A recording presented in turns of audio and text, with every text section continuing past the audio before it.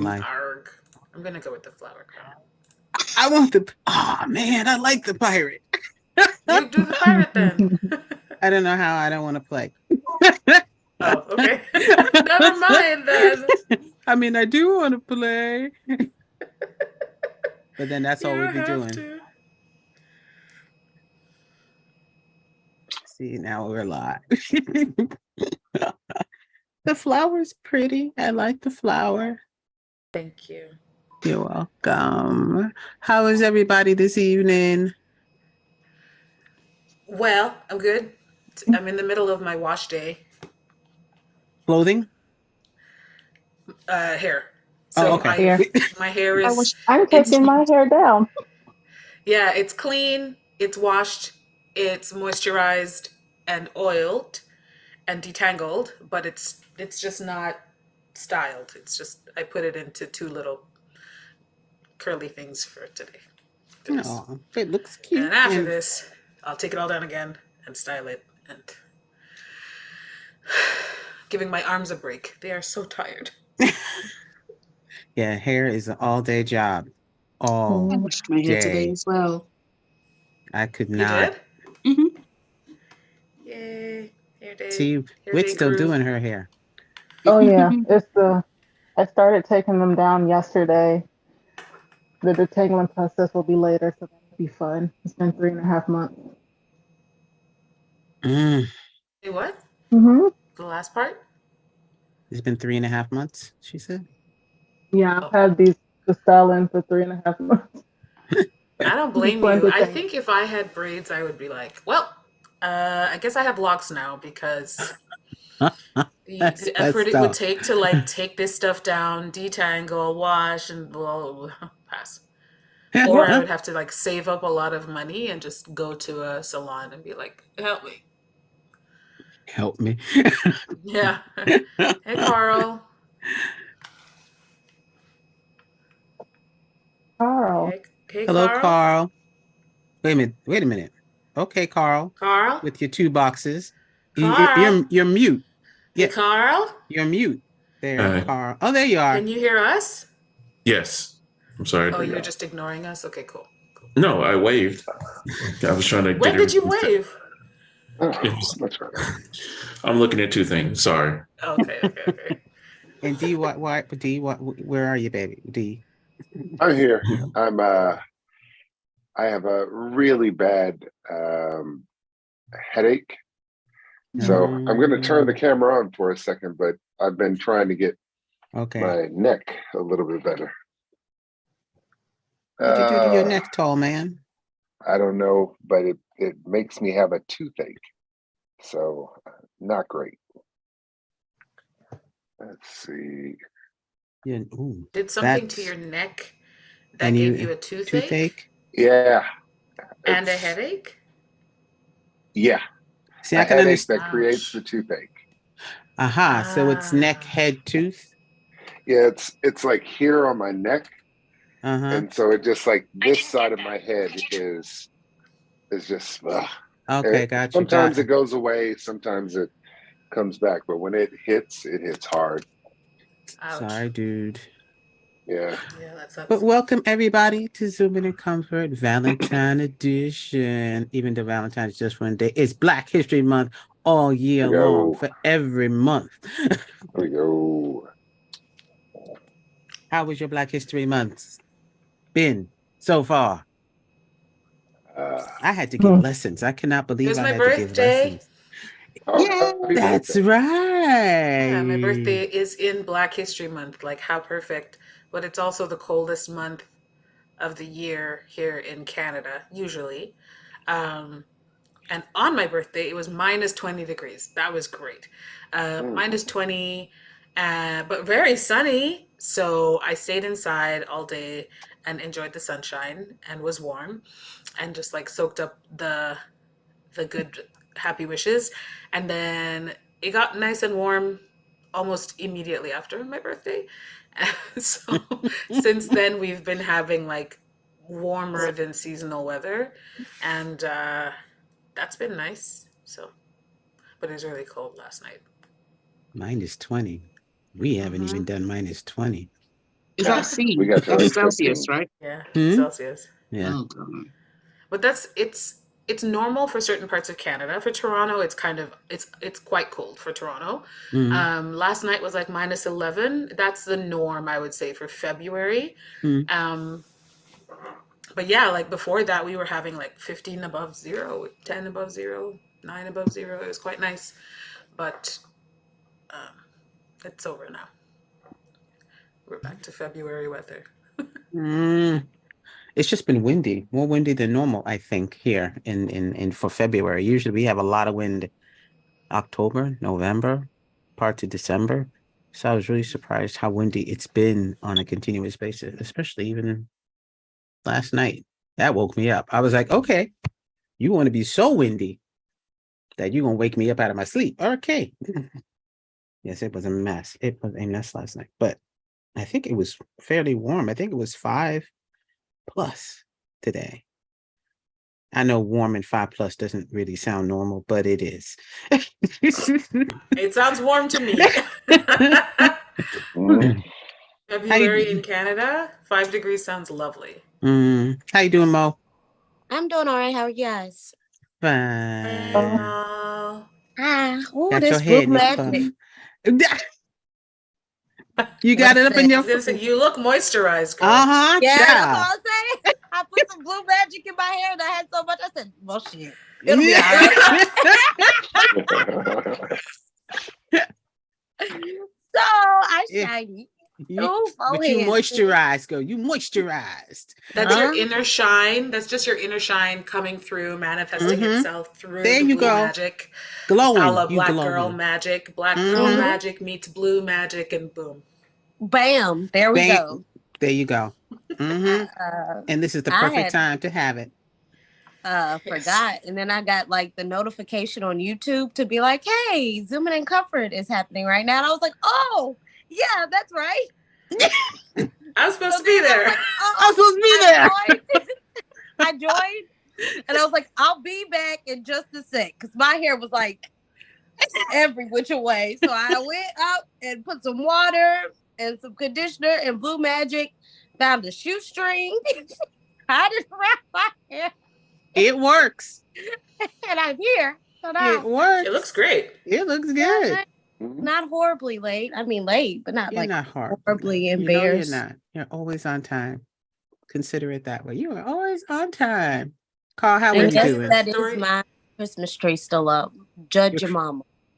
Okay. Oh, you know, I didn't notice it until you said something. Yeah, truly. It's my Christmas. It's my Christmas tree. Don't worry about it.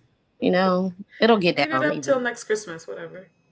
Eventually. You can use that tree to celebrate anything, you know. If you can take down the Christmas decorations and put up other decorations. Black History Month. About that. There you go. Exactly. There you go. Who's gonna buy more decorations? I'm not. So. Okay, fair. Beautiful. But how was everyone? At least how was everyone's Valentine? Did everyone get candy? Did anyone get candy? I mean, did I buy candy? Yeah. I bought candy. You bought candy? Exactly. Exactly. I ate the candy. Yes. You ate the candy? I ate the candy. Whitty, did you get buy the candy or no candy? No candy. Some cookies. I did cookies. You know, I did get cookies. Yes. I baked cookies. That's better. I'm sorry. I keep reminding myself I should go to Sweden. I can't remember why. It's just every now and then I keep this. Something will happen. I'm like, you know, I really should visit Sweden, and I just.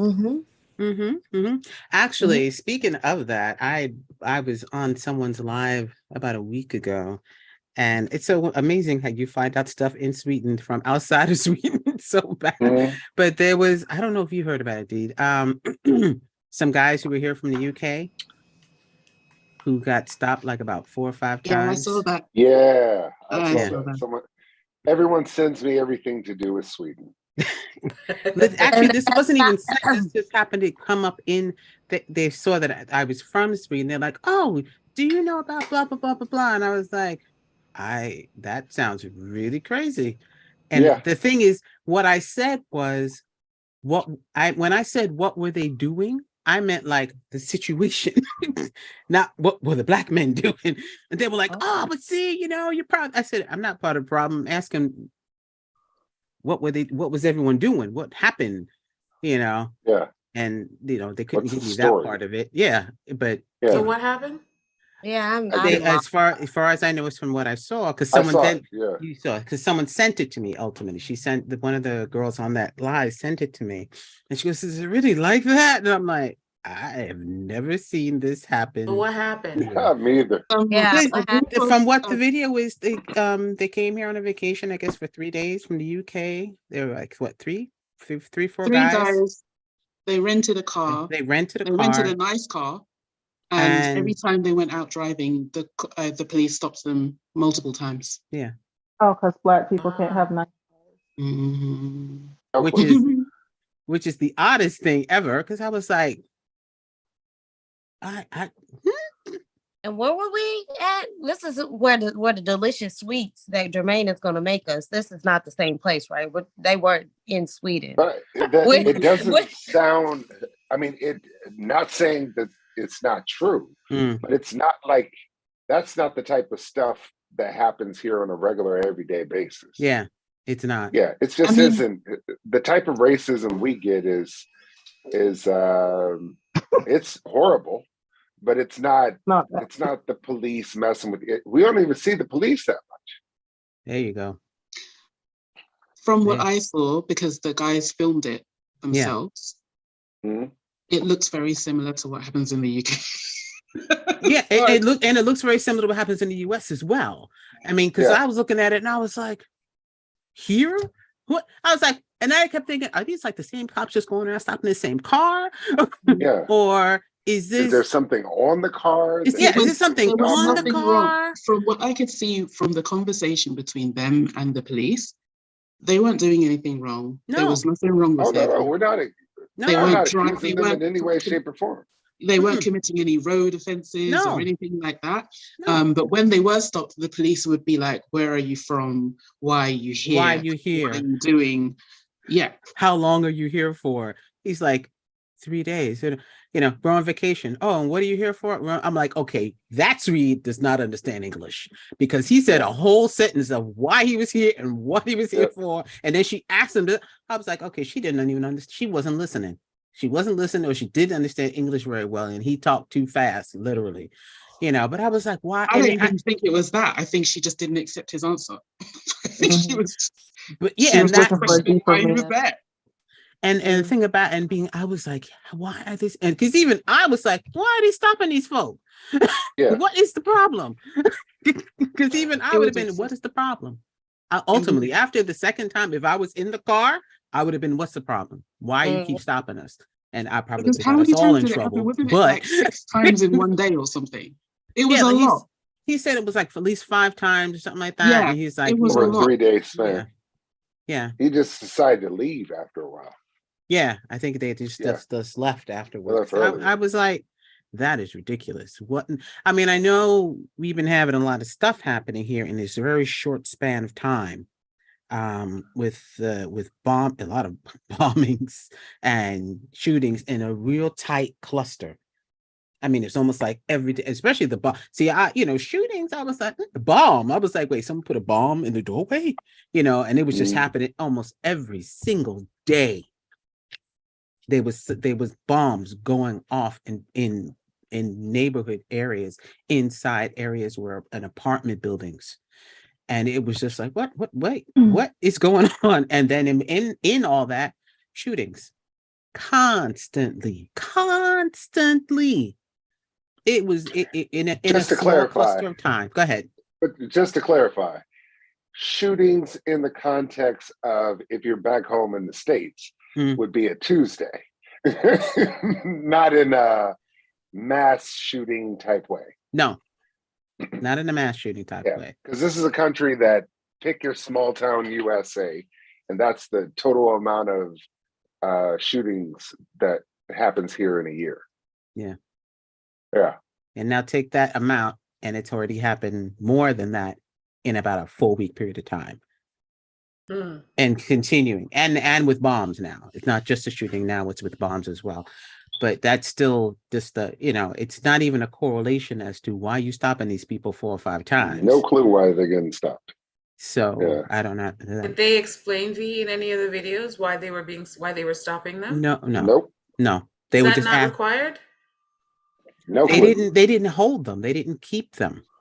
I know, but do you not have to explain why you stopped me driving my car to come up? I Or they can be like random stops. Normally you would ask, why are you stopping me? I don't know if they asked the question. And sometimes even regular cops, they're not gonna give you no information like that either. Oh, well, we stopped you because, even though they should, if you stop me, okay, why did you stop me? That should have been the first thing out of your mouth. Why are you stopping me? You're not stopping me to see if I'm having a good time, apparently. So I don't know what that was about at all. I'm just glad it didn't turn into anything ugly. Yeah. Or uglier. Yeah. But that experience is not a normal experience from what I've been around in 20 years of being here. It's just, this is not how the racism here works, to be honest. Yeah. I've never been stopped by cops or questioned or anything in the entire time I've been here. And in July, it'll be 20 years. You don't see cops that much. That I don't do right now. I'm about to.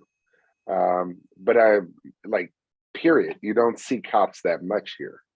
It's not like back home where you see them regularly. So it's it's very weird. Very weird. We're in a place where in the summertime, some of the police stations are closed. It literally has closed on the door. Summer vacation. It's so nice. Wow. No, it ain't. No, it ain't. No. Not trying to sell it. We're just saying that getting stopped all the time is literally something that we've never heard. Like, it's just not a thing here. So I don't know Apparently what was going on. Yeah, in so that situation. I wonder if it's a shift in of social media and everything that's going on now. If it's a shift, you know what I mean? Yep. That No clue. Yeah. There's been a shift here in Toronto. I didn't defend. I didn't do anything. People were like, is this happening all the time? I was like, I've never heard of that before. But, racism is racism. So driving with black is a thing. Driving while black is a thing. It is a thing. And now at this point, they're like, as long as gangsters shooting gangsters, oh well, Yeah. I was like, yeah, all right, whatever, brothers. It's trash. I had to do. I this month, we're going back to Black History Month stuff. I normally try to post stuff regarding Black history. Last year I was just posting, I forgot how I posted. This year I just posted every now and then, and the messages I received. And it's, I've come to find that it's still uncomfortable for people to hear things. And I'm thinking to myself, get over it. Get over it. Be uncomfortable. But why do people get in touch with you to tell of their uncomfort?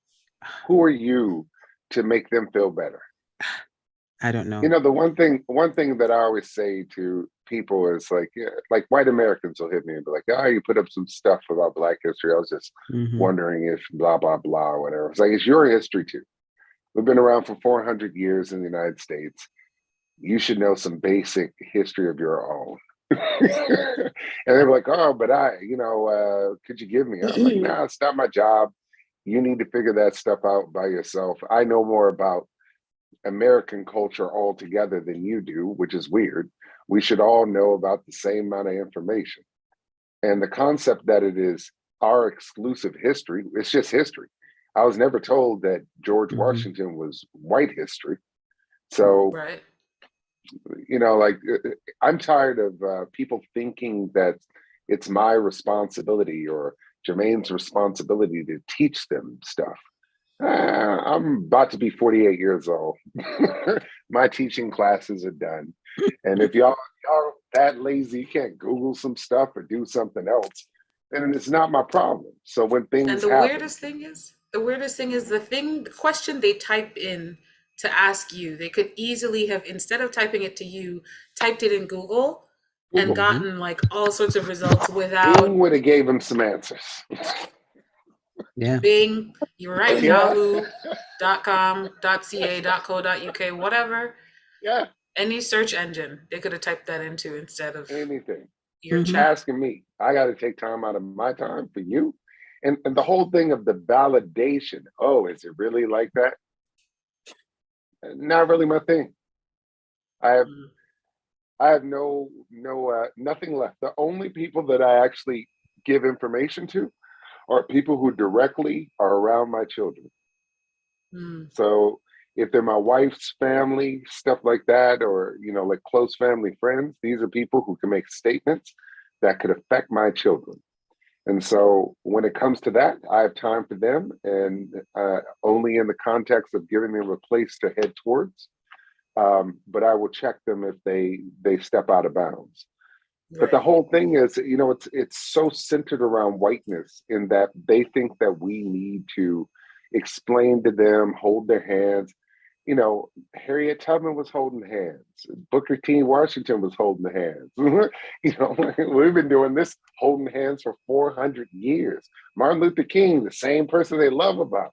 All he was doing is dressing up in a suit and tie and holding their hand and giving them little baby crackers and to get them to come along. Trying to lead them to war. Come on. Come on. Oh, look at you. You can do it. Yeah. And they still killed him. Yeah. And they still killed him. Yeah. And then, now that he's dead and can't speak for himself, they just cherry pick what parts of his message they wanna immortalize. Yeah, they only want to. He can speak for himself and spoke for himself in his real-time life. He said the most dangerous thing is a moderate liberal. So he was been done, well before moderate white, 1968. And so the concept that we need to explain anything to anyone else is insane. And the concept that, because the whole thing about civil rights is a very simple thing. I explained to my son the other day about sit-ins, of which my dad, his grandfather, participated in. And he was like, right, why didn't they do anything when people poured coffee on them and sugar and spit on them and all this kind of stuff? And I was like, no, it's to show how uncivilized they are. And that was in the 50s. If we're at this point in time where we need to explain to people who've been looking stupid for 400 years why they're doing stupid stuff, then we're hustling backwards. We need to move on, live our best Black selves, and let them catch up. Do the footnotes version, read some Zora Neale Hurston, right? Some W.E.B. Du Bois. Hey, I always tell people that one of the greatest American minds or Black minds or minds, period, was James Baldwin. That dude speaks in a way in which his truth is still truth today. Yeah. And he wrote those things in the 50s and 60s, and it's still exact to today. That is a truth that he tapped into, that if you don't feel it, it's your problem because you don't live in reality. So I'm beyond that stuff. And the next person that hits you, you can go ahead and type in google.com. I tell people, Google is your friend. https://www.google.com/. Or Bing. No, but it still gets crazy. I get even email, regarding it, and I'm like, it almost to the point I'm like, are you trying to teach me something? Oh, there's this, I've got this. Oh, Jermaine, have you seen this? And I'm like, okay, first of all, y'all don't do this unless it's Black History Month, and I'm Black every darn day. Time,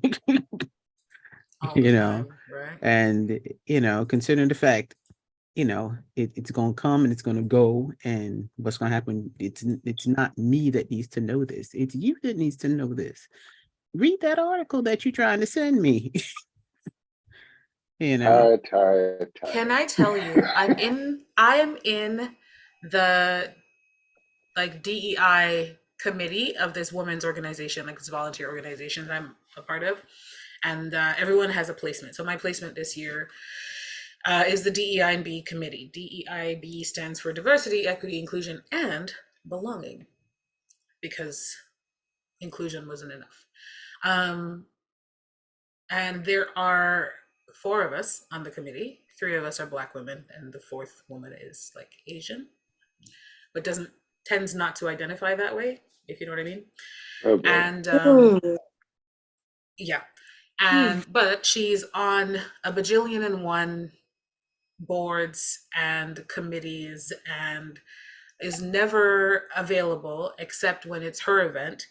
And for Black History Month, we have an event next week, which you're all welcome to attend, by the way. We're talking to Emily Mills, who's like Canada's top 100 most powerful women, and she does a lot of work to like empower women of color, Black women especially, in like corporate and like entrepreneurship. Plug over. Anyway, so we have an event next week, and in planning it, this 4th member of the committee has not attended a single meeting to discuss it, barely responds to our emails, is just kind of like, tell me what you want me to do kind of thing. But then she's like, oh, I attended this wonderful Black History Month event for this other organization that I'm in. Oh, I attended this. And then she'll send us articles about like allyship, how to be a good ally. And I'm like, why are you sending that to us? Have you read it?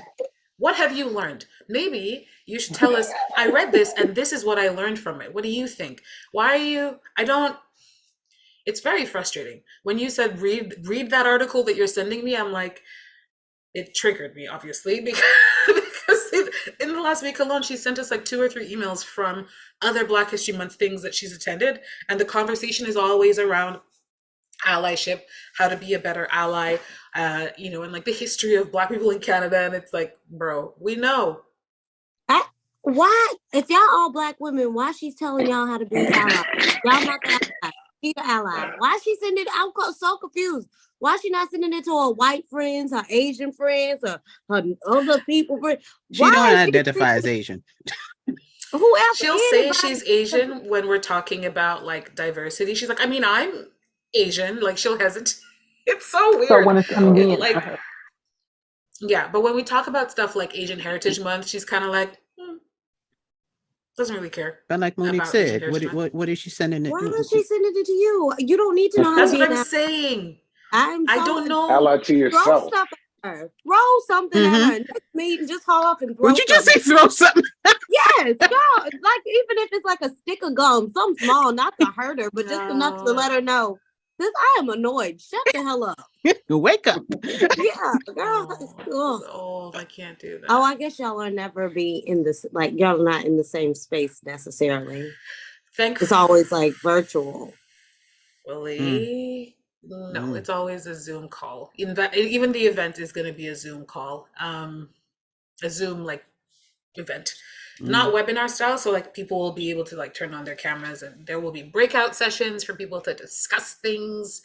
But when she was talking to us about, when the speaker that we're going to have next week was talking to the Black members of the committee, because the Asian member couldn't find the time, about what she was planning to talk about. When she got to the end of her presentation, we were like, okay, this is good. But then she was talking about other stories that she had chosen not to include. And as soon as she told those stories, we were like, you need to include that. That needs to be in the presentation. And then, like, for example, she would tell stories about, white women who have mentored her or have helped her to get into certain spaces that she may not have accessed on her own or not as soon on her, soon in her career. And then in so doing, every time she brought her into the room, this white lady brought the speaker into the room, she would be like, this is Emily, she's done this, she's the CEO of this, she's got this, she would always list all of her accomplishments, almost as if to justify her presence in the room, almost as if to defend why she brought her. And she had to like have a conversation with her and be like, don't do that. Like, I deserve to be in any room that I'm in. You don't have to justify it. And thankfully the woman was receptive. But when she told us that story, we were like, that's because a lot of the that's the kind of stories that we need for this particular organization that we're a part of, because that's one the of the I for inclusion. Well, one of the women in the committee was like, was it her or a different? Anyway, not many non-white women in the organization is all I'm going to say. It was started a long, long time ago. It's international, or it has the word international in the name. It started in the US, but back in a day when women weren't really white women weren't really working. Wealthy white women didn't have anything to do. And so like they had this organization where they could do stuff. And so they were like volunteering and doing a lot of charitable works.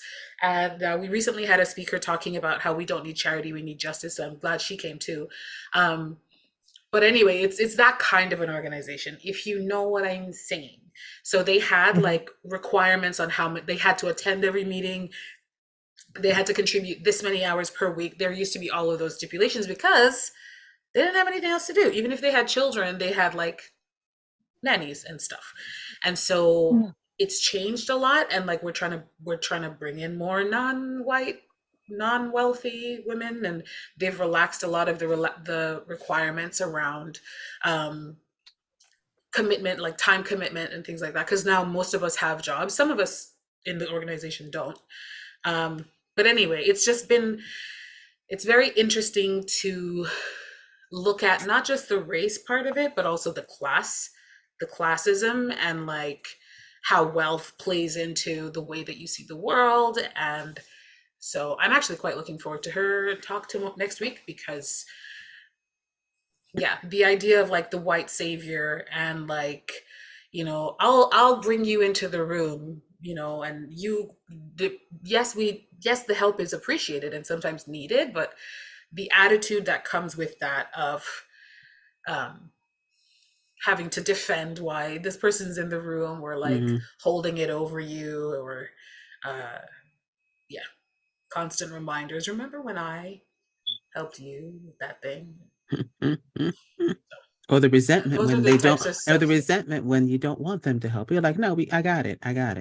Well, why don't you want my help? Because I don't need it.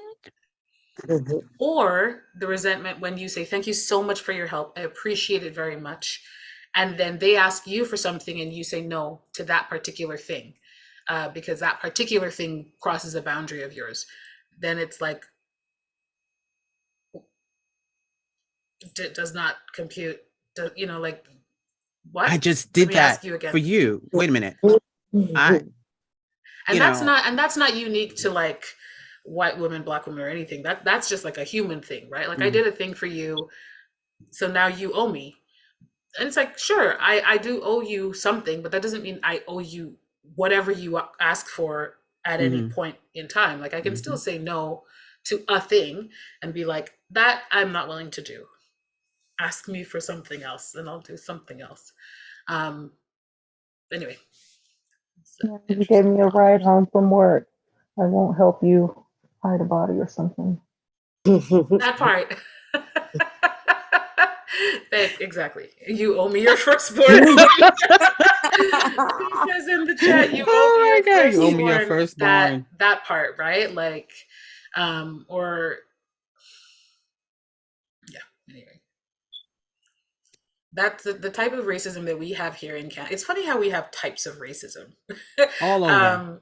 When Dee was like, that's not the kind of racism we usually get here.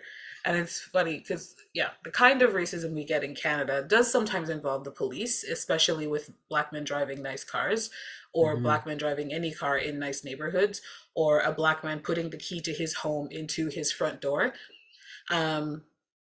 or things like such as. But it's also the subtle, covert, are you sure you understood her? Maybe you just didn't understand what she was trying to say, right? Like that kind of, they're very good at that. No, I haven't, I mean, knock on wood, I haven't crossed so much of it here. I've heard things, sure enough. Have I been in the experience of it? Nope, I have not. So that it's not a point of even like, it's not, because some people think, oh, well, just because it didn't happen. I said, I didn't say that. I said, I have not experienced. I did not say exactly. It did not happen. I had just not been, I am now informed. So now I know this crazy going to happen here. Just an extra layer. I mean, I know it left a bad taste in a lot of people's mouth. Everyone's, oh, I'm not going there. I'm not going there.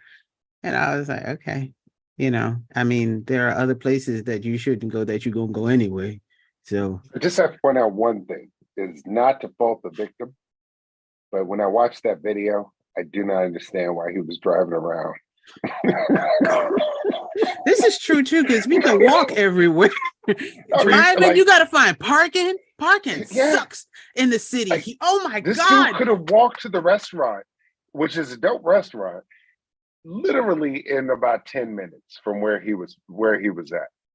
It was like you went all the way out to a car, drove, found parking, and the whole time you could have been there. He's stunned. That's all. He's stunned. Stuff here is like in walking distance. He wants to flex. Yeah. He was in Ostamon, where the place was, which is like the ritzy part of town. And one of the restaurants he shows was in Odenplan. Odenplan is next to Ostamon. Yeah. It is literally up the road, like 10-minute walk to that restaurant from where he was.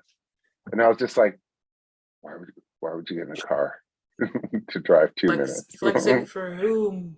Yeah, flexing for whom? They were brothers in the car, because it wasn't like you had a girl with you I can rent this car, man. But I mean, people flex for their friends all the time. This is true. That was my own personal thing, because I know how close these things were to each other, and it was just weird. Yeah. That is weird. But I especially believe if you want to drink, might as well. Yeah, especially if you wanted to drink alcohol. Because that's when they want us. Because they have here for drinking. Oh yeah, they stopping immediately.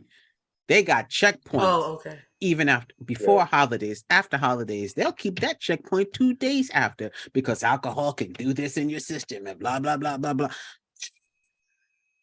2 days after? Yeah, even 2 days. Because they have a zero policy. 0.00%. 0, yeah. I think you could probably have one regular beer, and that's it. Dang. Yeah. So even that, I would want to walk just for that reason alone. Right, because most people do. I have been on the train many times with a lot of people who have come into town and they are drunk. Straight on, excuse me, get straight on the train and sit on the floor so they don't fall off the seat. That's when I know I've been in town too long. I need to get At least they're being responsible. Yeah, and that's the whole thing. I have to think that way. They're being responsible. They're being responsible. Even if they're drinking and they're like weebles when they get into the train, they sitting on the floor. They know their issues. They sit right on the floor. We're just gonna lean right.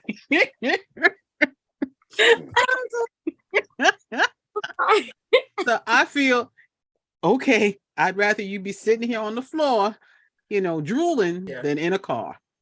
Guaranteed, 100%.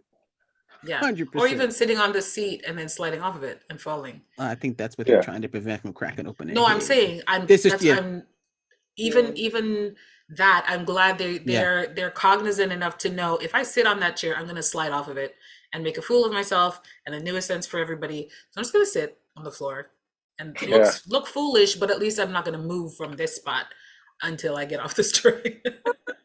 Good time. I know they had a great time. I love Right? it. I love it. I appreciate In because I Korea, wondered. yeah. When I lived in Korea, what I noticed a lot was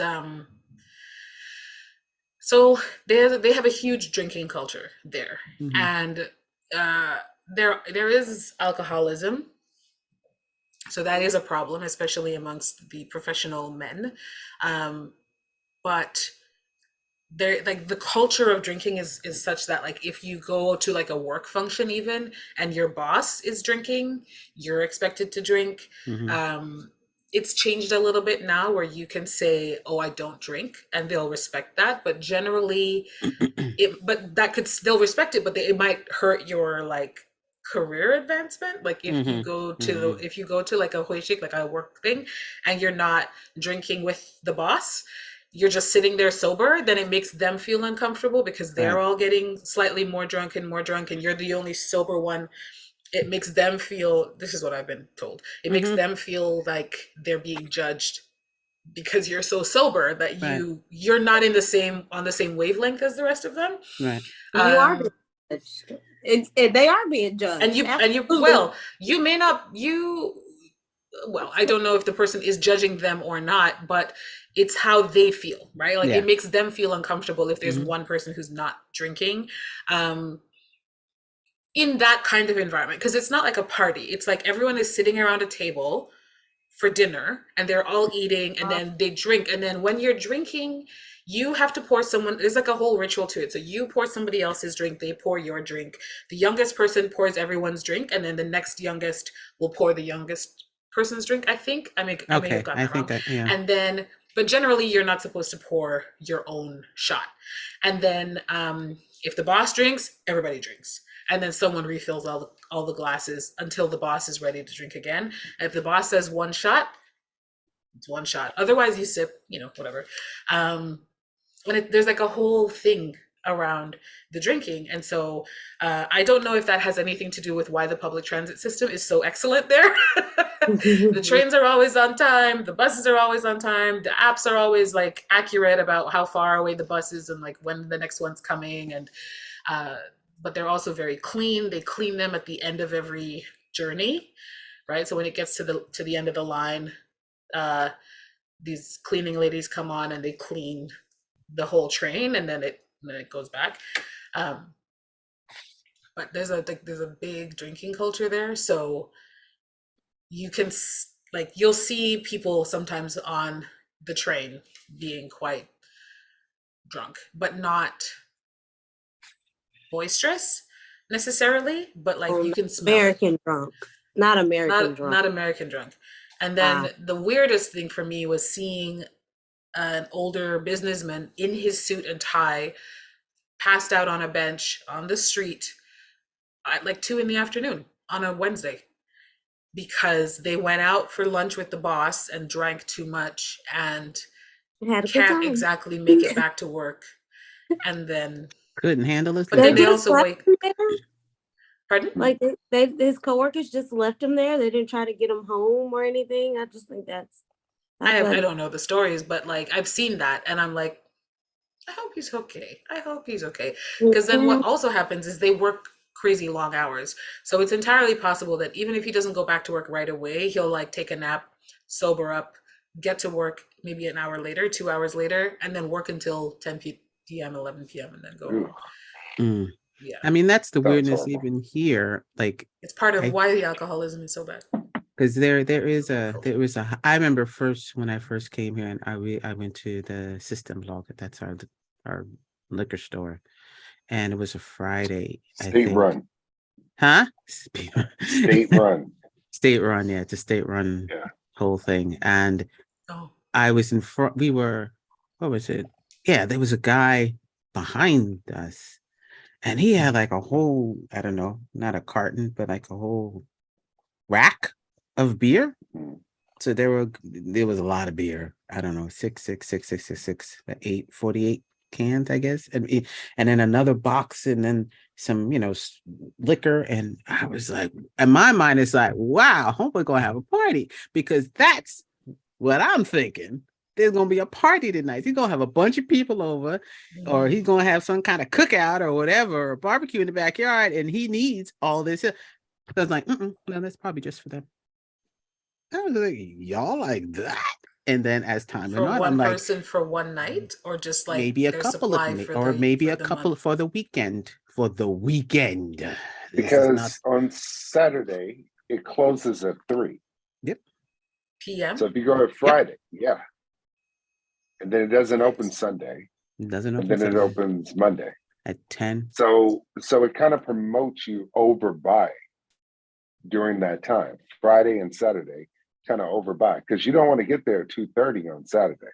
It is There's a a line line that's out snaking the around that train. door. Yeah. Oh wow. Out the door.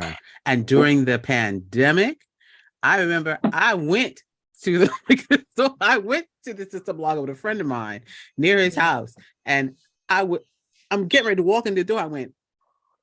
I kind of looked, and I said, there's a line. I'm not saying no line. And I think I wasn't getting anything. He was. But it went real quick. That's the whole thing. The line went real quick. So we were only like 2-3 people deep. But I turned around, and that line was long. And we got in. We were just getting a couple of bottles of wine. He went in and came out. But that line was stupid long. I said I would never. And that's just a line to get into the store? That's the line just to get into the store. I said I would never. Like Black Friday. Never. But they stood out there. Rain, It's the snow, only sleet, place you hail. can buy alcohol. Yeah. It Unless used you to be want like some that in beer. Ontario. It used to be like that in my province, where we have the LCBO, the Liquor Commission Board of Ontario, and like you could only get any form of alcohol at the LCBO. And so if your city didn't have many LCBOs, you just had to drive to wherever it was. And then over the year, and then of course they would close at like 8 or 9 p.m.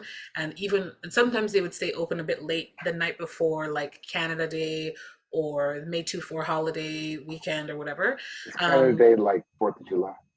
Yeah, our Independence Day is July 1st. And I'm joking. I just assume nobody outside of Canada knows. Of course we know. But yeah, so Canada Day or any big holiday, whatever, they'll open a little bit later. And then I don't know what happened. Either people complained or they were trying to distract people from all the other bullshit that was happening in the city. Because then they started opening a bit later and like opening on Sundays. And then they opened up something called the beer store. So now you can get beer at any beer store. And then they opened up the wine rack. And so now you can get wine at the wine rack. And then, but like hard liquor, you still had to go to the LCBO for, like rum, tequila, vodka, that kind of thing. And then more recently, like in the last couple of years, they started allowing certain grocery stores to sell like beer and cider, hard cider. So it's like it's been growing, but like in Manitoba is a province on one side and Quebec is a province on the other side. In both of those provinces, you can get alcohol like at the gas station, like it's no big deal. But here in Ontario, Ain't happening. It wasn't happening at all. Like when I first got here, like 20 years ago, it was like, no, one store only. And now there are options, but thankfully I don't really drink a lot. So it doesn't, I think feel. Ours seems like connected. I think it is in certain little ways, because when kids are small here, then I realized even when I was here, they had this thing, Lord, that's goodies.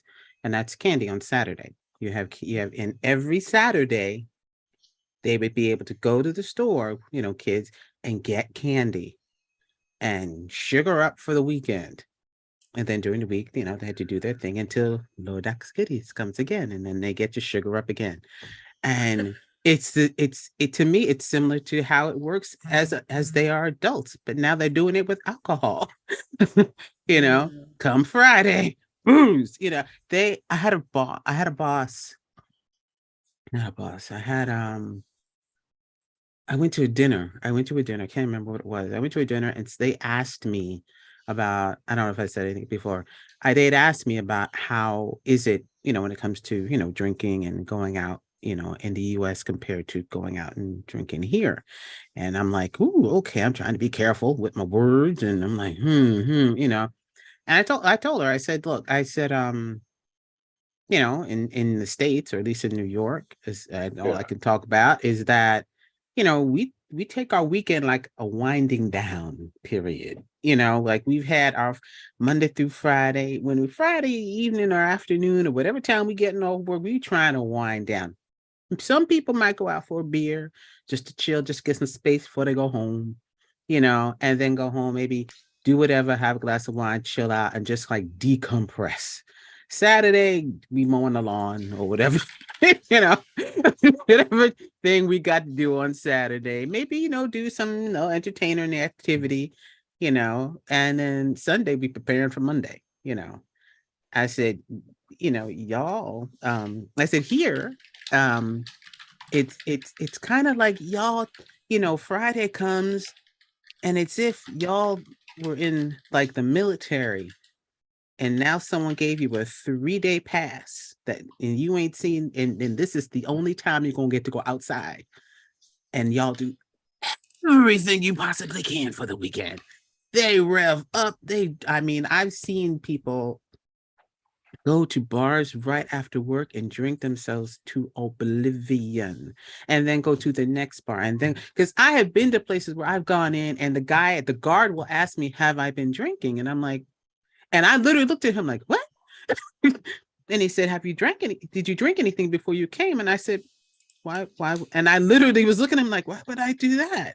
And he looked at me, laughed at me, and then he let me in. Because then I realized, and it took me days to realize, like, that's right. Because then I noticed people will come to bars drunk and think they're gonna get into another bar.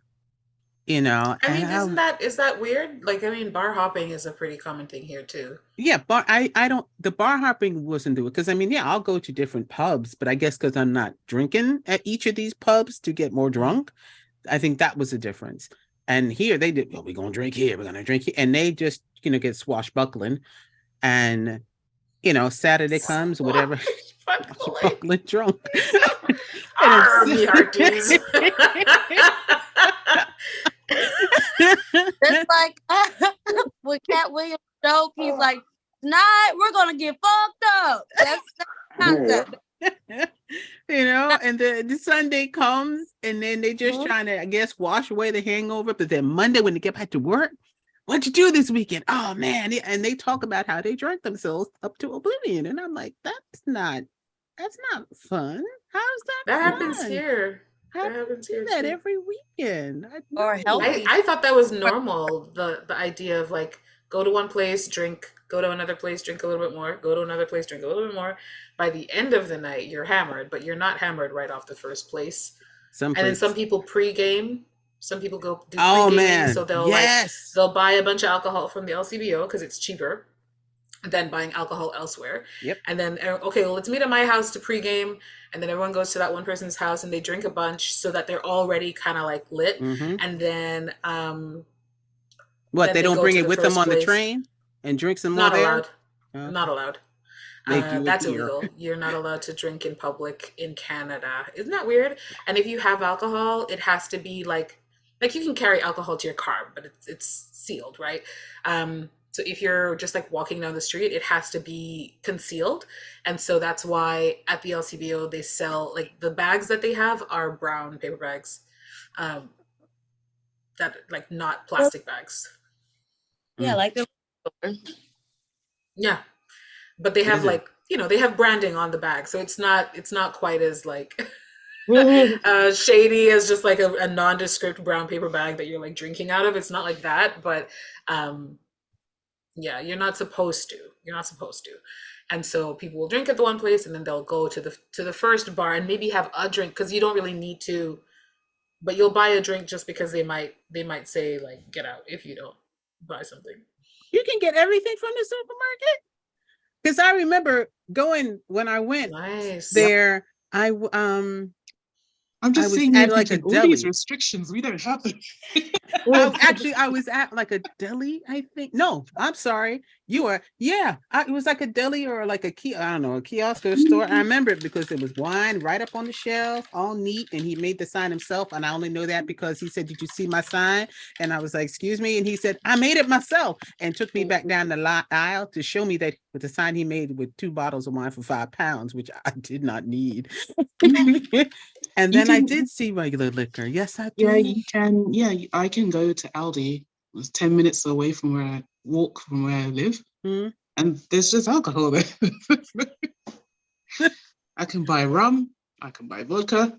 I can get wines. I can get beer. Are they behind any kind of? They are on the shelf. No, yeah, on the shelf. They're normally in the aisle next to where the snacks are. The UK. Where do you He's in live? the UK. Yeah. Oh, yeah. I mean, they can do some stuff we can't do in the States, which is go into a bar or restaurant, buy something, except for New Orleans, and then walk out. Yeah.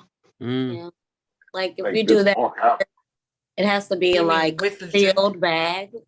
Like we bought a bottle of wine, opened it, and you want No. I'm talking a bar. They can order a drink at a bar. At a bar? I went to a and then walk out with the drink, right? Yeah. And they were like, "Yo." The first time I saw that, I was like, "Let's bounce," and I was like, "Oh." But I got. That's why I was laughing at what you say about the drinking culture in Sweden, because I'm like, you've got nothing on us. No. They love coming to the UK. They love it. Yeah, we're in the South. I would say this is a nation of alcoholics. It is. Yeah. Functioning alcoholics. Well, I mean, you gotta drown that colonialism. Drink until you forget your complicity in white supremacy. I mean, yeah. I remember when I was there when the when they had the volcano eruption in Iceland, and I got stuck in the UK for an extra week. And a friend of mine had me meet a friend of, I don't know, this guy. I'd seen him a lot. And then she said, "No, his name is Joe, and he's going to be there at the bar just in case you need anything." And I was like, "Who in the hell is Joe?"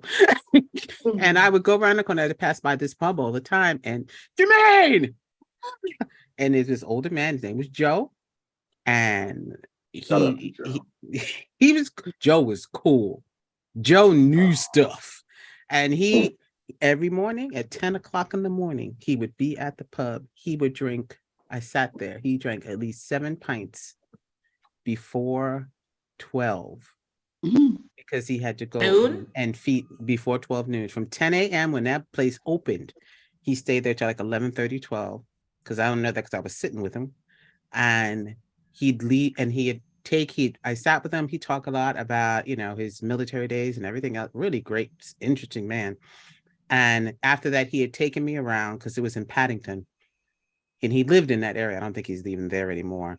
To show me around, to take me places to where I can go just in case, if I need to wash my clothes, someplace to go to eat. He had a particular pub that he'd always go to. He introduced me to the guy at the pub. He's like, "Look, this is my friend Jermaine. She's here for an extra week. She's from Sweden. She got stuck here. If she needs anything, blah, blah, blah." And I was like, okay.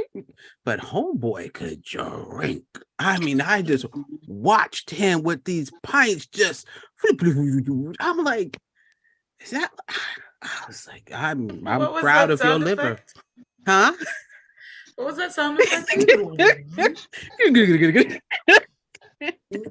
He got himself swashbuckling drunk. Or actually, he was not. He could walk as straight as a line. I was like, this. He was a high functioning one. He was a high functioning liver he had there. I can't even imagine drinking at 10 o'clock in the morning. 10 o'clock. Every mimosas. Every morning. Yeah, I'm like, I can. Mimosas are delicious in the morning. That's a blended. First of all, that's orange juice and what? Wine or champagne? Champagne or wine. Sparkling wine. Yeah. Okay. Yeah. And how many of them are you drinking in the morning? When you can. I mean, several. Several. At a bachelorette party weekend. With or without food? We were eating breakfast too. See, this brother don't eat nothing. He taking them 7 pints. See, they ain't All no those food on the calories table. are in his drink. It's liquid bread. It's good for you. All the energy he needs The are in yeast. in the drink. And the barley. Yeah. I think it's fine. Long as you're not an angry drunk, have a good time. Enjoy yourself. You're not bothering nobody. I've never been drunk. I don't know. I can't tell. I don't know. Never? I've No. never been drunk. No. I refuse. I've been drunk, but Thank you, I've V. never been blackout drunk. I don't enjoy I've the never been sensation. blackout though. drunk. I I'm not refuse. doing that, but I've been Oh, drunk. You My been- share. You are fun drunk. I can see it, Mo. Oh, I am the worst. I get drunk, I dance on the wall, I go to sleep. On the wall. On the Yeah, wall. by myself on the wall. No, Oh, Some you just lean- exorcist okay. shit. She's just like twerking hard, like You vertically twerking on the upside wall. down on the wall. No, But I she's do like more up of a there like by a- the ceiling.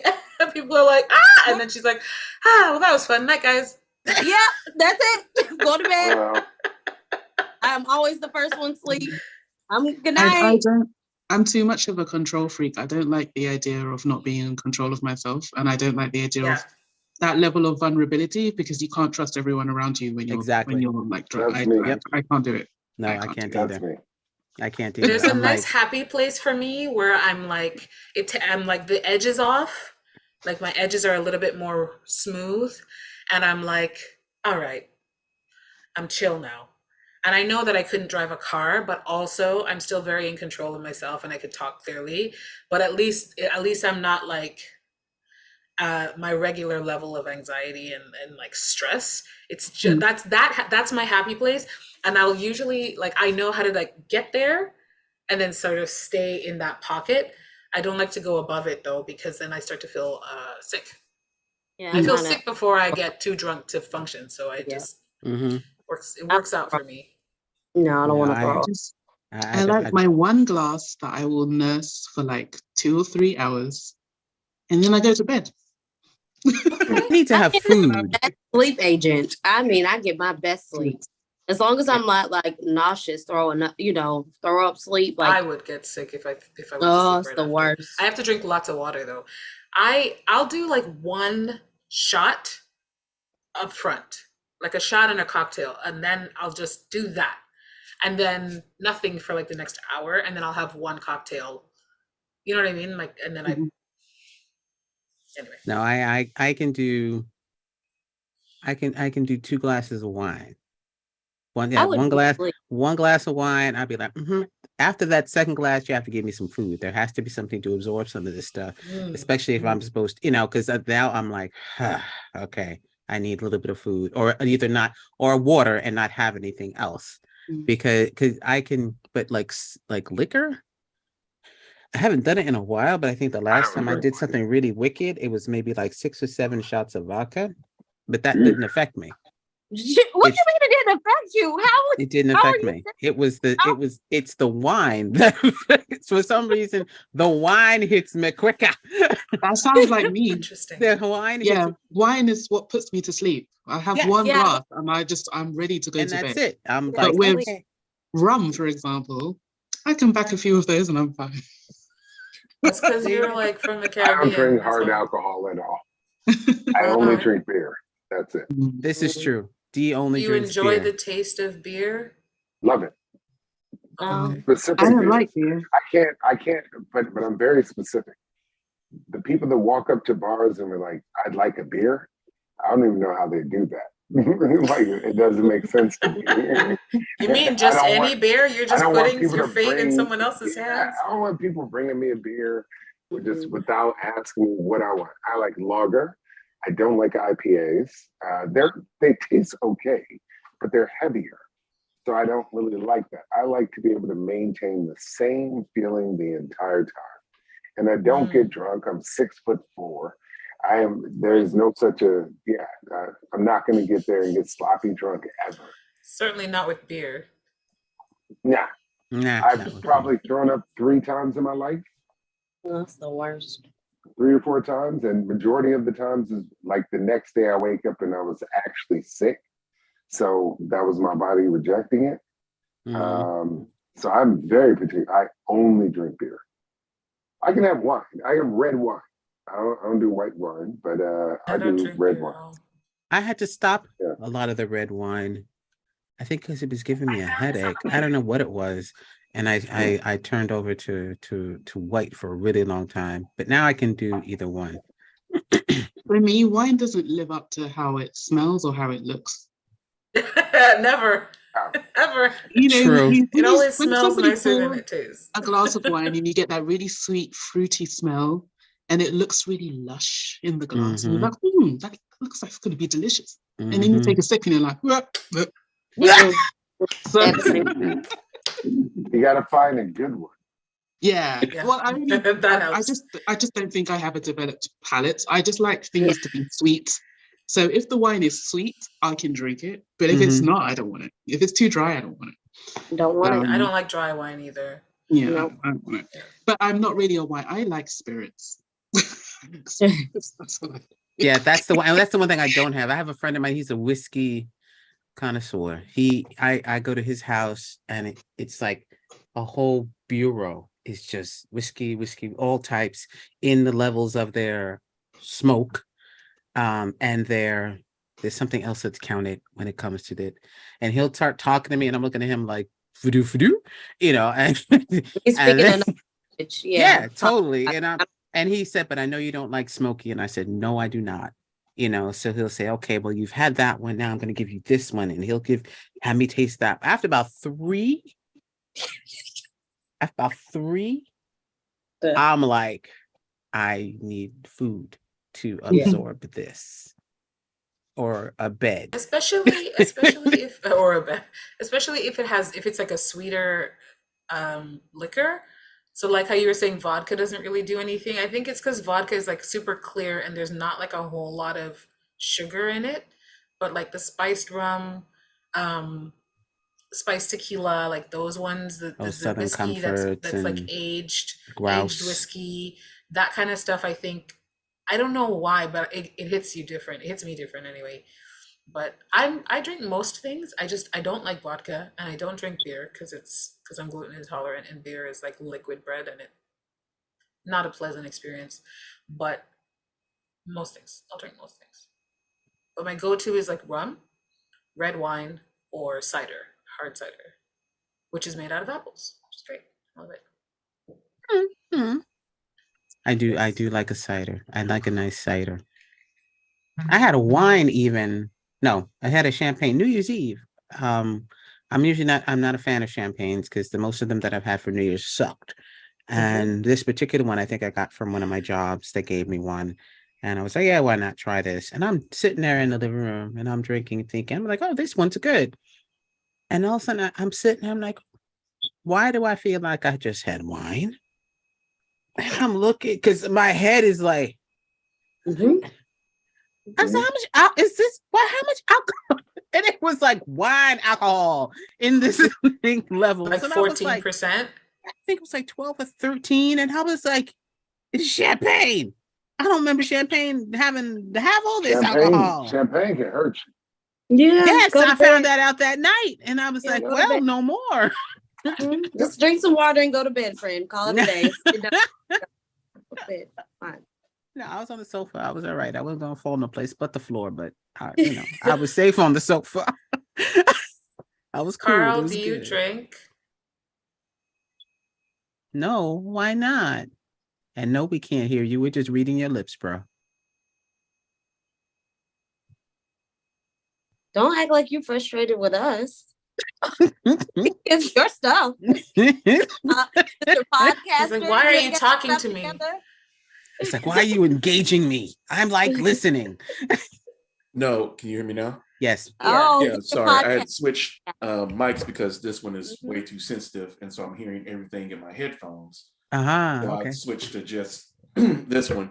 But no, I don't drink. I used to work at a liquor store. That was like probably like the first, well, I won't say the first time I had alcohol. But yeah, I don't really care for most of it. The only time I really had alcohol that I did enjoy was the boss used to let us get like up to like $20-something of alcohol. I want to say either for Christmas or New Year's.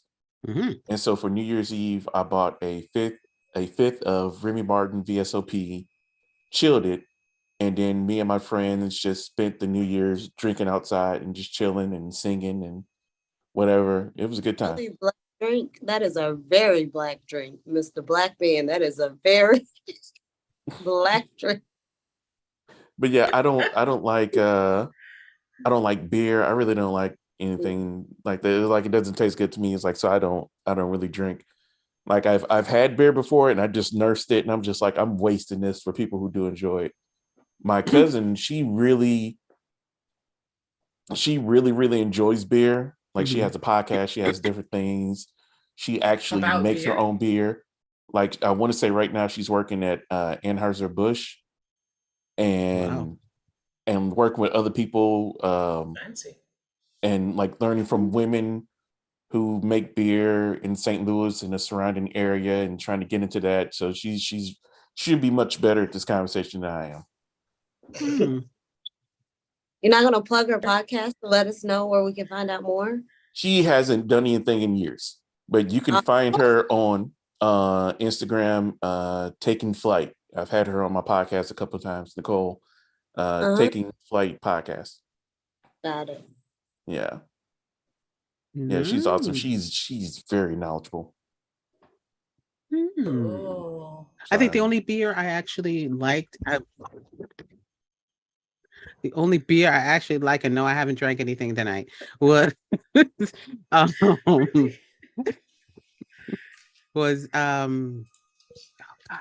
of the musicians had it. And the only reason I was interested because it looked like lemonade. It literally looked like lemonade in the cup. And I was like, I want it. And he had a lemon in it. And I was like, what is that? And he goes, you want to taste it? There's I had a lot of trust in him. So I trusted him. So I was like, all right. So I did. I tried, and it didn't even taste like beer. I said, oh, this is that hidden drunky beer. This is the kind that you just drink like it's cool, and all of a sudden yeah. But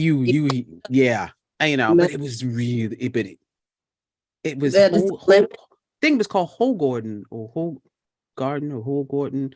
Dee, have you heard of that beer? Hogwarts. Huh? Nothing. What did you say? I said it's called Hogwarts. Hogwarts. Yeah, it's Hovgården, but I think there's like 2 A's in it I've or heard something. that. Yep. Yeah, and it's really. I've heard of it. But and it's flavored. It tastes like lemon. Like, he had a lemon squeeze. He had like a little lemon slice in it, squeeze. And I was, because that's what I was like, oh, what is this? Because he normally drinks a beer. And he goes, it's beer. And I said, ain't no beer. Yellowish and lemony looking. And he said, well, taste it. It did taste good. It did. It tastes good. I was like, I want this beer. This is the beer. Hey, it was the beer that I liked. Because anytime I tell them, like, if I'm not a beer drinker. But people, well, just try something. Okay, I don't want anything bitter. Why did they give me the bitter? I just said to you, nothing bitter. Nothing. It's because your sense of what's bitter is going to be different from theirs. The very first time I had, this is so unrelated, but sort of related. First time I ever had yogurt, I was like, what is this? This is so awful. And my friend was like, what are you talking about? I gave you strawberry. That's like the sweetest one. And I was like, it's so bitter. And I think that happens with alcohol too. I like how you brought that out for. That's the reason I told the story, is because if you don't drink a lot of beer because you don't like it, and so you don't drink a lot of it, then all beer is going to taste more bitter to you than someone who drinks it regularly. And so then you're like, don't give me a bitter beer. And they're like, okay, well, this one in the realm of beer is not a bitter beer, considered a bitter beer, but maybe if you don't drink a lot, then it's bitter to you anyway. Yeah. I need to say, give me like the pre-K version, the one that you think is one time I told him, give me the girly version, the one that you'd give a preschooler. You know, I say that. Give beer to a preschooler. Well, they didn't know what I was actually saying. Give me the beer you give your kids. Hey, we don't know what they do at home. Put them to sleep. Hey, we can't judge. That's not beer. That's a little rum on the. But I was like, just give me something. Give me the starter kit. Give me like, I ain't never had beer before. I want that beer that you give to someone who never had beer before, and it's like just a starter tongue taste. It's like they aim for the bitterest piece of, and just like Guinness. My friend's husband tried to get me to drink a can of Guinness, and he opened. I said, "Please don't open that," and he opened it. He said, "No, just try it." I already knew in my head that this was not going to be a good time. And I took 3 sips and I knew, no, this is not a good time. He goes, "Don't you like it?" No, I do not. Like Guinness. I do not And like if you don't know if you like Guinness, a can is not the best place to start. Exactly. Yes. Why would And you give me a I can even and be like, just try it. That and not open me another can. I'd rather just you can pour me some of your can rather than you opening up a whole can and give it, because in my mind I'm obligated to drink that. But in a because my mind is like like in like I'm thinking parent, kid, I gotta drink the whole, and I realize I'm an adult. Screw that. Good girl. Wait a minute, I'm an adult. I don't have to finish this. I'm a grown up now. I don't care how he looks at me weird. I grew up around a lot of West Indians, and I got forced Red Stripe and Guinness. And I drank a lot of it, and one day I just had to come out and speak my truth. Uh-oh. I can't do this. I can't be like y'all. Yeah. You drew the line in the sand. I gotta confess, you guys, I can't. I'm sorry. I know I've let you down. Yeah. Please still love me. I know this is the thing back in the West Indies, but no. No, I had Red Stripe when I was like 14, I think, for the first time. But it was because my parents gave it to me, and they said they wanted me to taste it. It's not like they said, "Here, drink this bottle," but they were like, "Have some of ours." Yeah. And I was like, "Why?" And they're like, "Because we want you to know what it tastes like when we're here, because just in case you really like it and then you go crazy, we'll take care of you. But if we don't want you to be out with your friends and then being curious about what alcohol tastes like, and then try it when you're out with your friends and then get drunk and then your friends leave you in a ditch somewhere." So they were like, "Taste it now while you're here with us." Yeah. I know, right? But they were like, so have some now. And I was like, "Oh, okay." I didn't like it though, thankfully. The Guinness? The Red Stripe. Red Stripe. Beer. I don't like beer. I just don't enjoy it. I don't know if I've ever had Red Stripe. I know I went to Jamaica, but I don't know if I had the Red Stripe. But now with that Guinness, I was I said no. I said no. If you like light beer, then you'll probably like Red Stripe. You know what I did not like and still do not. What is that? It's a rum. Ray? Something Ray. I can't hear you. Ray and Nephew. Is it Ray and Nephew? White? Yeah. Clear? Yeah, it's a white rum from Jamaica. It's very strong. It's like nitrous to it. All this gross. Right?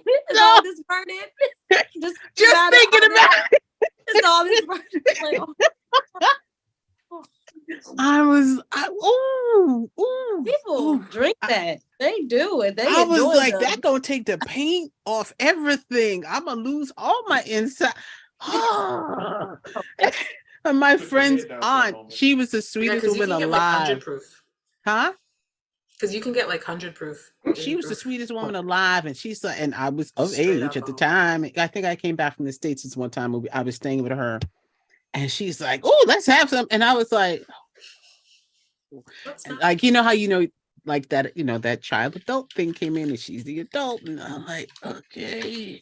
And she's the adult. she's the grown up. She's the more adult. Her. And she's like, "Come on, Jermaine," and I'm like, I'm not gonna have no insides. You're cold. You're gonna be so clean. Oh, yeah. Oh, the burn, girl. I wanted some Kool-Aid so badly. After that, it's not that bad. I want somehow yes, because I thought Kool-Aid. It's only like 63% alcohol. Wow. Do they still sell? Look at her face. Do they still sell what is that? 50, 90, 100 proof rum? Probably. Yeah, Bacardi? overproof. The overproof. I think But even the overproof is like 63%. I still have one depends. from You can- when I left. So this bottle is think- probably over 20 years old. I still have a significant amount left in a bottle I brought from You should use it to bake. I ain't trying to kill nobody. Well, when you bake, it'll cook off a lot of the alcohol. Then that's a waste. That would be a waste. I'd Yeah, have but to then pour it it on was Letting it afterwards. just sit there in a bottle is not a waste. I you know, I dip and dab every now and then. You know. Dip and dab. Oh, you just chose not to tell us that part. You still. I said it's partake like from this time much to left time. of the bottle. I didn't say I don't know how big your bottle was. It could have been a bottle like this, and there's this much Nah, left. I ain't playing that game. Okay. This is But when this is when you can take. developed a taste for it. No, actually, I have not. And the fact that it has the little aerator on top just shows me how dangerous it is. So, I'm like, oh, I don't have to get no matches and not need a stove because That's not to. Yeah. I'm like, no, I cannot. But no, I don't think I've had red stripe. No. But all the other liquors I'm pretty cool with. I kind of miss okay, little boy. How you doing? Aw, puppy. He's not a puppy anymore. He is 1 year, 6 months. You said that so You're gonna be harshly. a He is not a puppy puppy. anymore. Mhm. I know, right? Don't you dare. He's like a teenager. He's your teenager. I have 2 more teenagers. I know. But that one you have to actually feed. I He doesn't have to both feed his of other them, all of teenagers. them. Yeah, I have to feed them. Feed himself. Huh? You know what this girl said to me? This girl told me, my 15-year-old told me this this week. She said, some people are book smart. I'm street smart.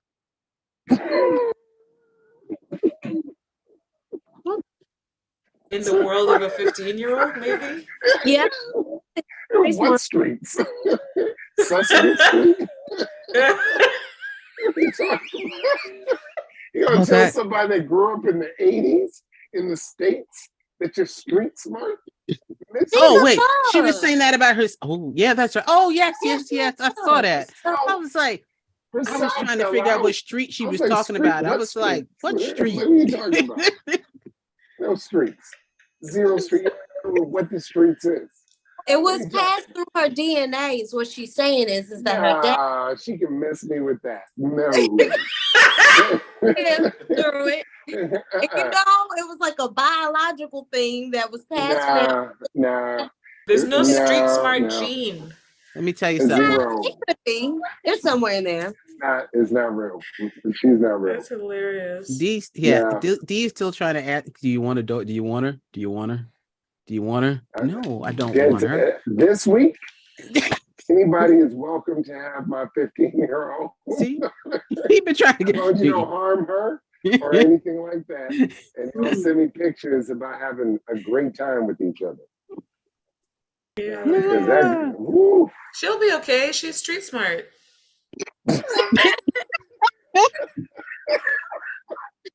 Street smart. You want to say hi? She's 𝐒𝐤𝐵 street smart. Yeah. Oh. That's Omar Little. He really does look like a teenager with like all that long hair. Oh yeah, he's in Nirvana. She don't even have that. She don't have that. I believe in you, baby. I believe in you. You can do it. Flowing through her veins. You got this. No, she's a special one. It is rough. Her daddy taught her something. She knows. She said Jack. What am I going to teach her on the streets of 𝐒𝐤𝐿𝐴𝐵? Curb, yeah, you're gonna curb the dog, and you're not gonna hang it out the central. No, How did you end up in Sweden? Huh? I was wondering how Dee ended up in Sweden. Oh, I was dumb. Stop it.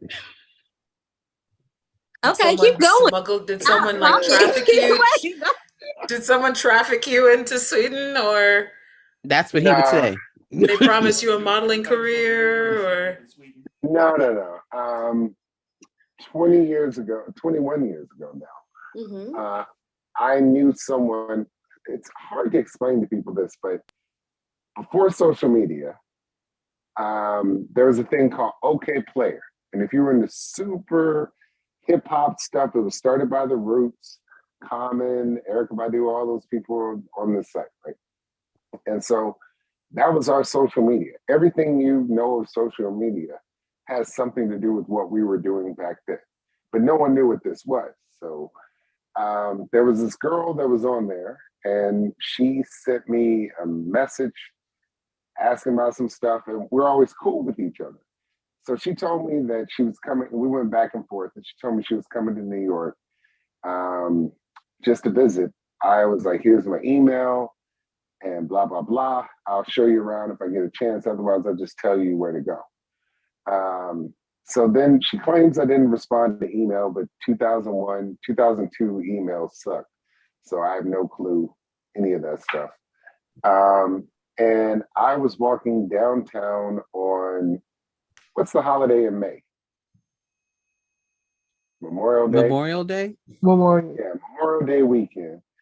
Memorial Day, I was walking Victoria downtown. Day. No, I was with my cousin, and it was super hot. So I was like, yeah, why don't we just ride the escalator up in Macy's and ride it back down, suck up some air conditioning, and keep going.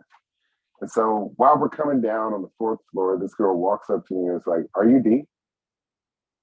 And she was there for 10 days in New York, where you don't see your neighbors, you don't see anybody, especially on a holiday weekend at Macy's. Mm-hmm. And it was her. And she recognized me just from, a picture or two, on this site. Mm-hmm. And so we started hanging out after that. And the way that we met kind of was like amazing. And then she left, went back, and kept calling me. And then about a year later, she was like, why don't you come to Sweden? So I was 28. I had never lived in Europe before. I didn't have any concept of like, oh, this is going to be a love story or anything like that. I was just like, if I come there, can you promise me that you will not kick me out on the street in another country? So I came over here, and it seemed cool, and I got stuck over here. Yeah. Stuck. You got stuck. She kicked you out? Did she wait? Did she kick you? She ended up kicking you out? No. You got stuck in love. No, it wasn't even that. We had 2 kids, and more power to her. I hope she's doing well. And now I'm married. Not to her. Yeah. Wow. That was it. But the way of running into each other was pretty magical. That was wild. Because that fed into my decision to try and come over. Mm-hmm. Yeah. Mm-hmm. That's what I would have felt that way too. That's like kismet or something. Yeah. Yeah. The line for y'all. So you can have your beautiful babies. That's it. That's all. Mm-hmm. Yeah. The babies. Hi, Carl. All right, Thanks for joining. What do you say? Take Carl doesn't has sleep. to Bye, Carl. go. Next time you have to be more chatty. For both of you, But that's leaving? okay. Huh? No. Just Both Carl. They said, "Are both of you? Both Carls are leaving." Oh, both of you, both Carls. One was just the video. One in Carl too. One was the video Carl, and one was the audio Carl. Is this thing on? What is that background? Do y'all know? Wakanda? I don't know. What's We your can't hear you, What's Carl. your back? You left. Uh-oh. Okay, you can ask him on the thingy. Oh, well. But Sweden's a special place, man. It is very special. And it's a special place. But I mean, I had fun at the wedding. It was very nice. And Dee was happy. You only had one. Yeah, only one wedding. The only one. My current wife, we've been married for 3.5 years. The boss. Yeah. CEO. CEO. That's it. The CEO. Yeah, I'm the chairman of the board. I show up and say stuff. And then they go, yeah. What did the CEO say?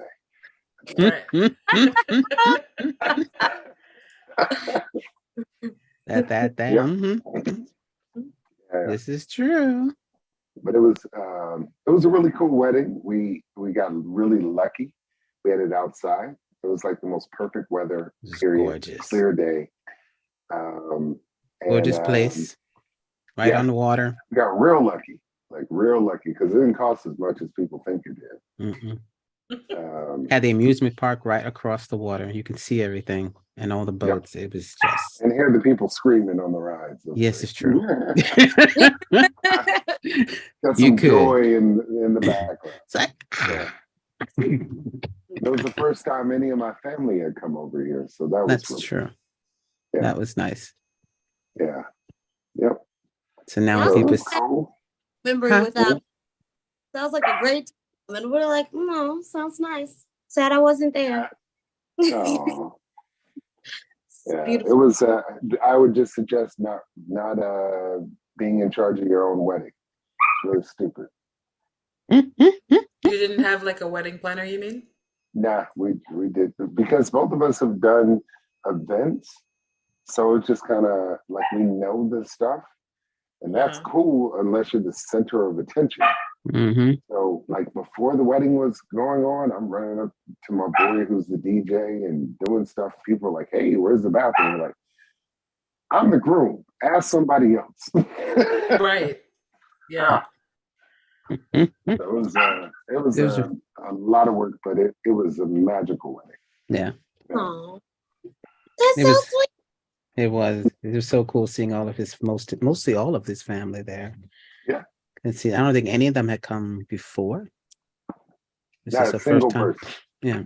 Not a single person. So it was cool. And I had it on my mom's birthday, who's deceased. Yeah. So it meant a lot to have it on her actual birthday. That was the joy. And had my friend sing Weak by SWV. That's his song. It's one of them. He's sitting there. He stood there. She walked down to instrumental Kanye West. Why am I blanking on this song? I don't know why either. I hear it in my head too. Why am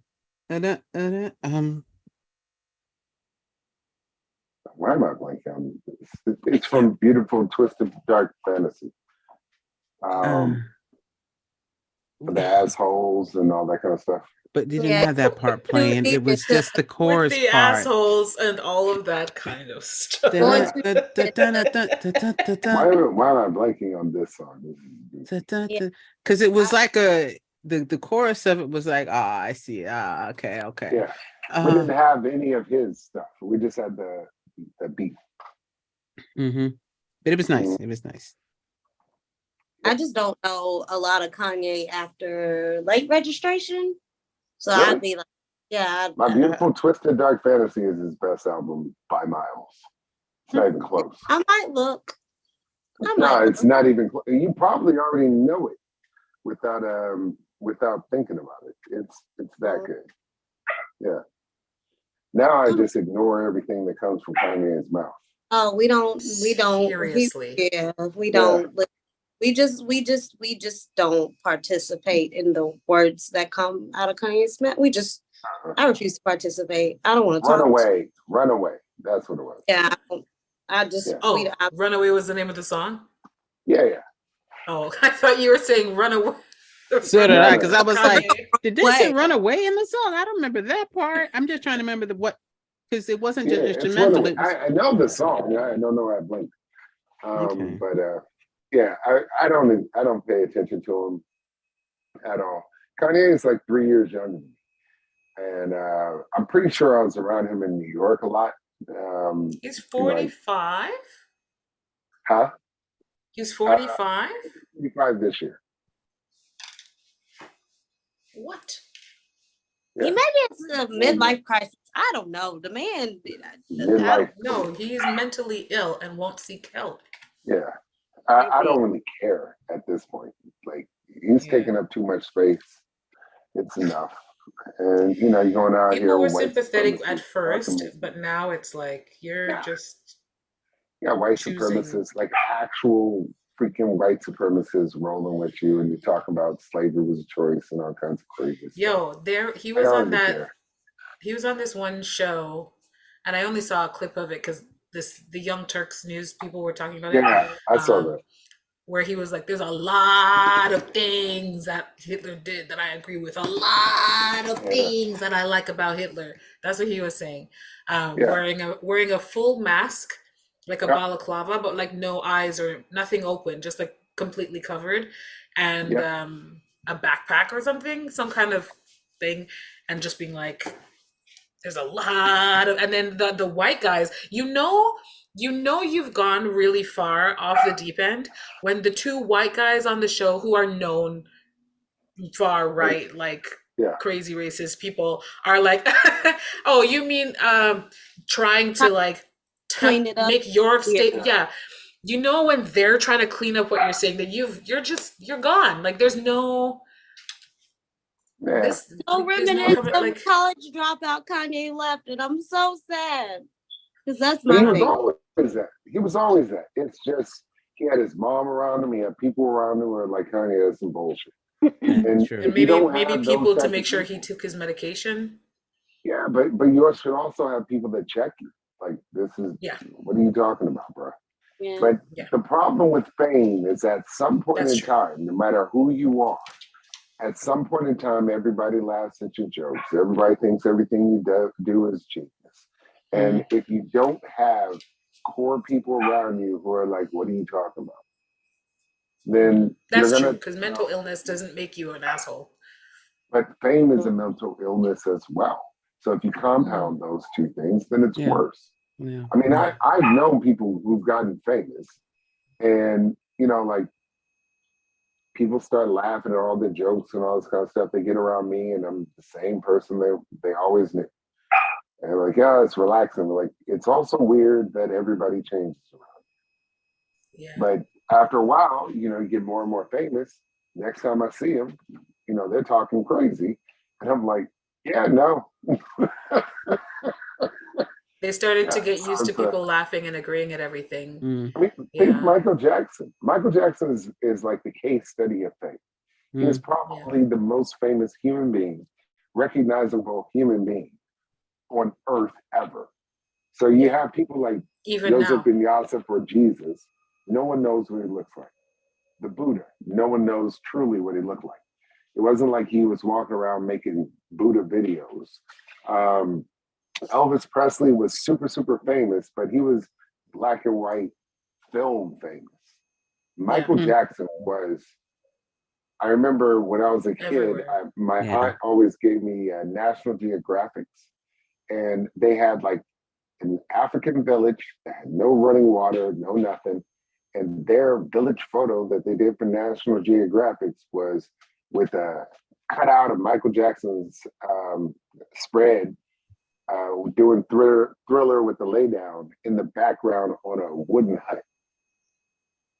Like, this dude was insane famous. And the reason why he's more a case study is that back in the day, he wasn't just famous after he hit puberty.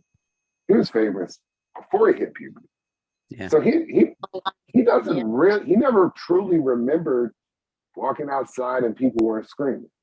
You know, like, that was a distant memory, because he had a good 35, 40 years of just walking outside. You know, this is normal life. Yeah. And so when people say he's weird, I always point to the fact that what would be normal if from the time you're like 11 until the time you die, people scream every time they see you. Yeah, and so that would be wicked. When you think of how people change when they get more and more famous, think about what changes around them in their everyday life. And that's the problem with it. I promise you, y'all could love Beyonce all day long. And I saw Beyonce, she wasn't that famous. But I promise you, if you were to sit around and talk to Beyonce for 2 hours, you'd be like, what are you talking about? I do not know this kind of fame. She's been too famous too long. Think about, just the fact that, we're talking about Beyonce and Michael Jackson and anybody who even had like a fervor, a pinch of any kind of fame like that. How do you think you would be with right now? All of a sudden, you're famous. And you don't even have to be Beyonce famous or even Michael Jackson famous. You can be like, what's that man? Chris Rock famous or Britney Spears famous or those are super famous people. I think I just want the money. I don't want the fame. Let's not do that part. No, but how would you feel? Having all that right now, having all that attention put upon you at the beginning and eventually, huh? I've had that. I was like regional famous or where I lived famous. I did music. I was on the radio. All that. People started recognizing me after a while, and it creeped me the hell out because I couldn't take a break from my face. I couldn't take a break, and my voice was on the radio all the time. Yeah, and so people were recognizing me by my voice, and they were recognizing me because they used to go to my shows and pay to see them. And the first time it hit me was I woke up one morning and I realized I didn't have cereal and some other breakfast stuff. So I just, put on some like super comfortable stuff. Basically was wearing whatever I slept in and went to the store. And so I'm in line, I get up, I say something to the cashier, and she was like, says what my stage name was. It was like, I recognize your voice. I went to your show the other night. And then all the people in the store are looking at me. And I literally have just brushed my teeth, hopped in my car, and went down the street to grab something for breakfast. That is it. And it was an uncomfortable feeling. And then someone followed me out of the store and said, could they get my autograph for their kids? And I was like, I'm not that type of famous. And it's what you realize is like, it sounds cool until you realize like your calling card is your actual freaking face. And that's a creepy feeling to have. So some people want attention. I'm not a person who needs attention. I don't crave it. And I had a ridiculous amount of attention when I was young because my mom, dad, and little brother died in a car accident. And in the religion I grew up in, everybody knew who I was.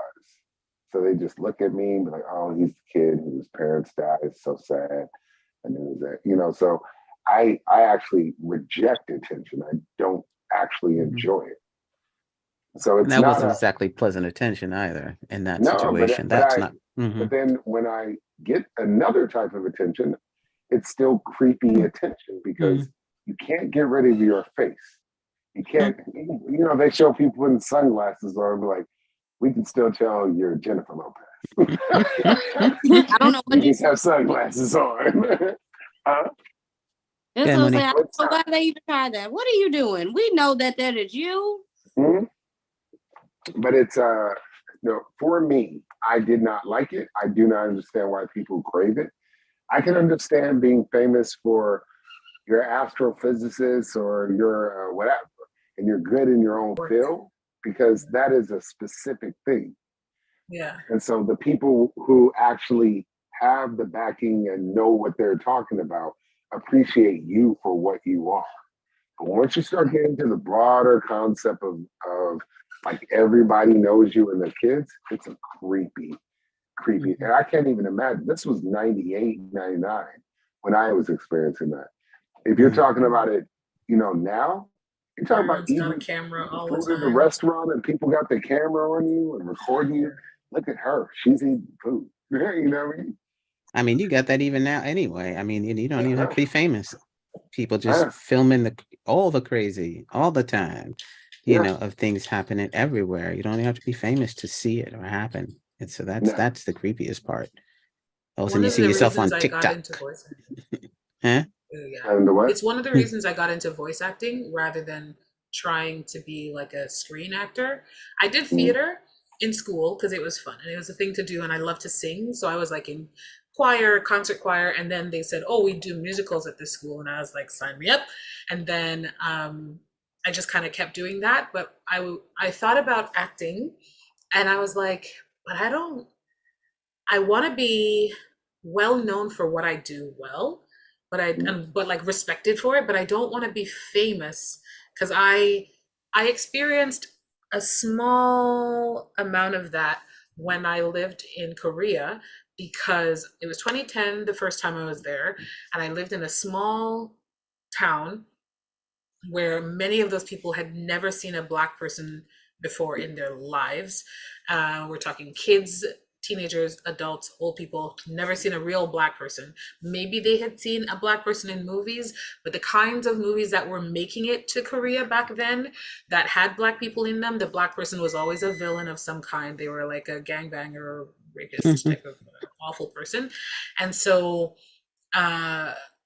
similar to, I say similar, but like, you know, going to the convenience store at the corner of the road because you ran out of milk and you just need that for your cereal kind of thing.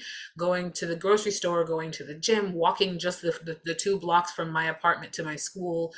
I literally couldn't go anywhere where there were other people without the like intense staring. And then even when I would catch them staring, they wouldn't look away. Like there was no shame in like, oh, she caught me. It was never that. It was just like, whoa.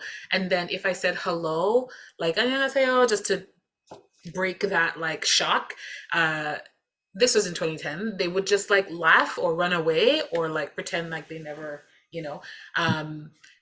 And that was really intense for me. And that was one of the reasons I left that first year. Like I might have stayed a second year, but I couldn't handle it because I was just like, this is like, I would sit on the subway, even going into Seoul, which is like a big city. And you would think, you know, if you're in the big city, people, they're more used to foreigners. And it's true, they were more used to foreigners, but like white people, not Black people who at the time I had locks and they were like fairly long. And, yeah, it was just sort of like you'd sit on the subway and all the seats on the subway face each other. So none of the seats face the direction of the train's movement or the other way. They all face into the middle of the thing. So every time you sit down, you're looking in someone's face if someone's sitting there.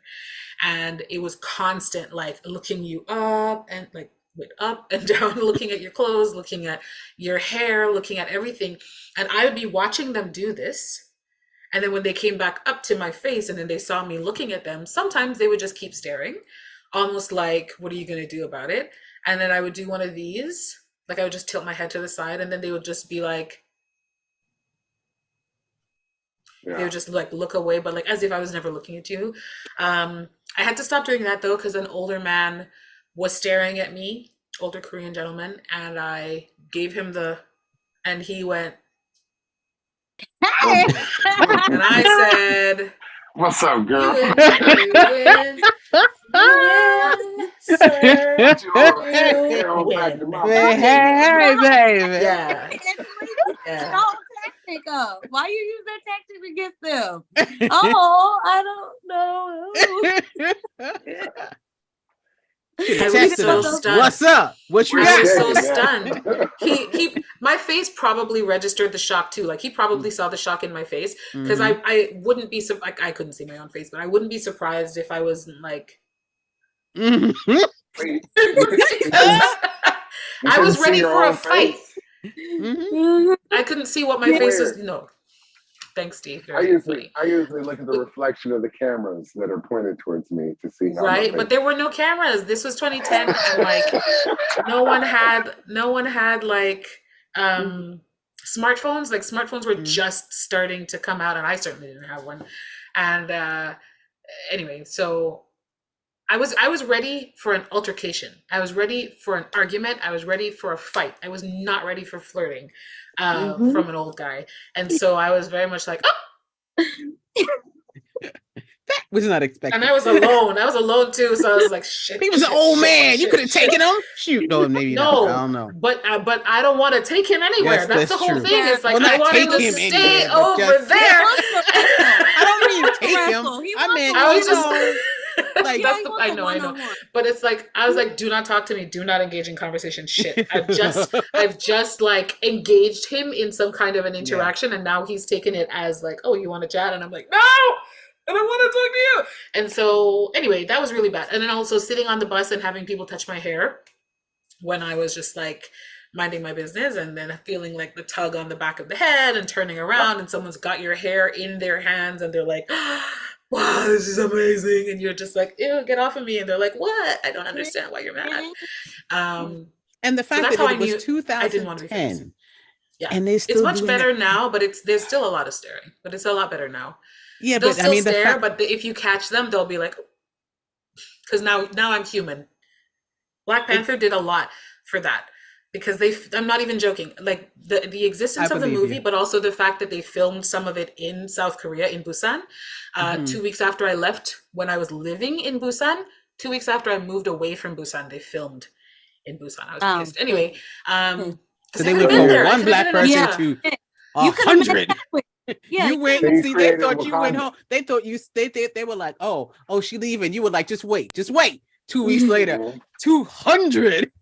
She's the Wakandan queen, right? So I think the fact that some of it was filmed in Korea, so Korea has like stake in the movie doing well, but also the hero is a black person, and the hero's family are black people, and the love interest is a black woman, and the warriors are black people, and the bad guys are white but also black. And so it's like, oh, they're humans like us. It's complex, it's complicated. Okay, got it.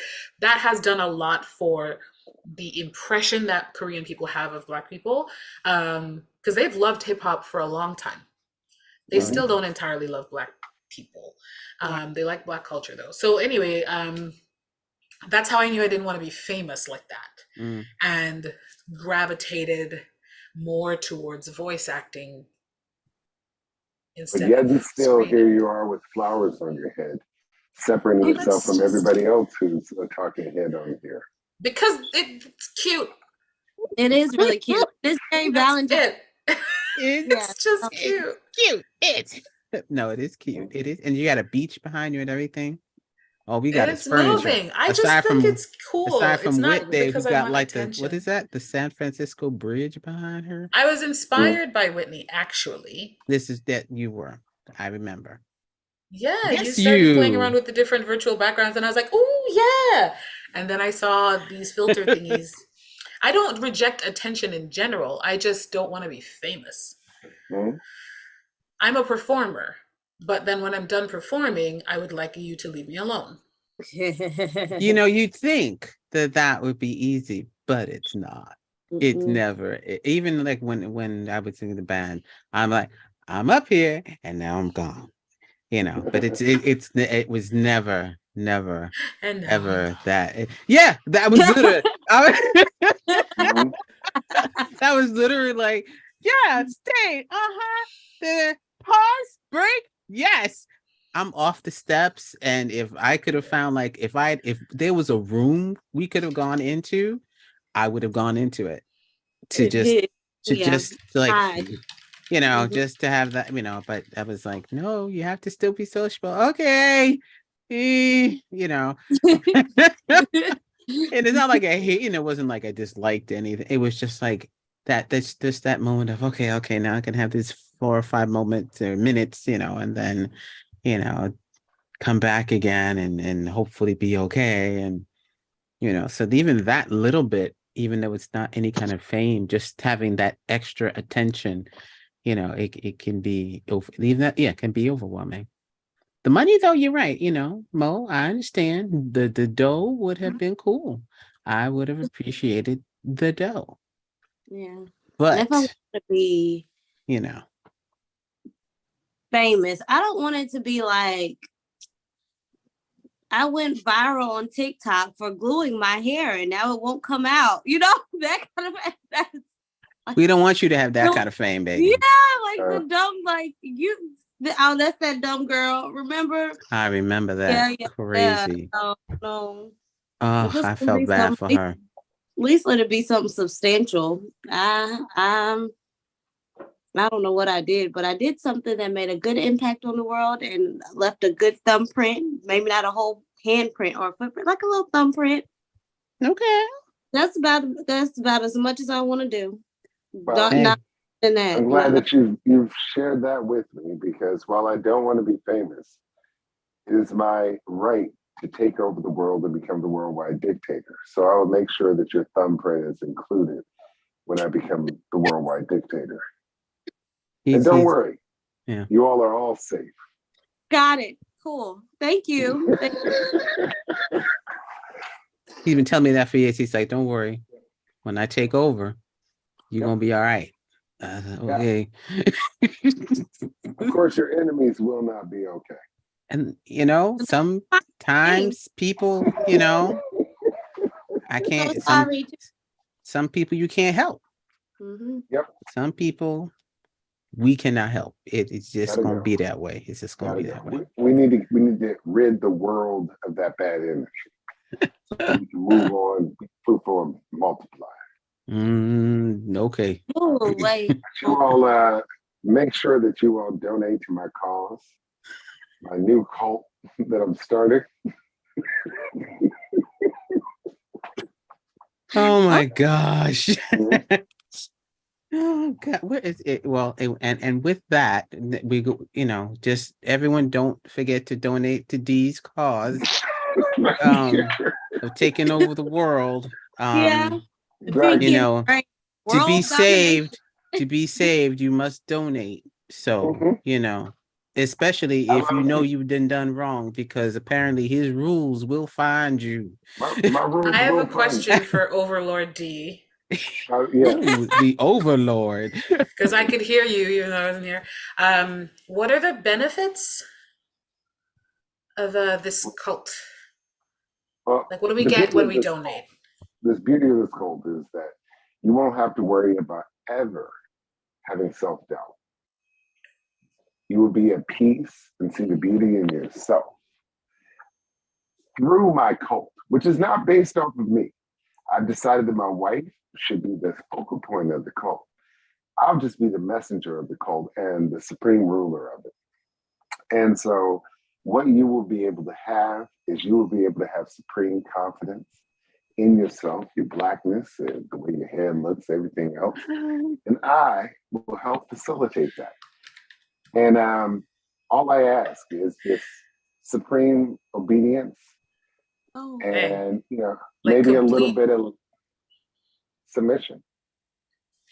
Oh. Well. What? Well. When you put that way. But you said, but my enemies wouldn't be okay. You did say that too, right? Oh, your enemies will be dead and disposed of. Do I have? That's after the cult, when I take over the world. The cult is the beginning part. The taking of the world is after. Then we'll leave the cult stuff behind because, it's quaint. You can't run a cult too long. Then it becomes weird. Then it becomes weird.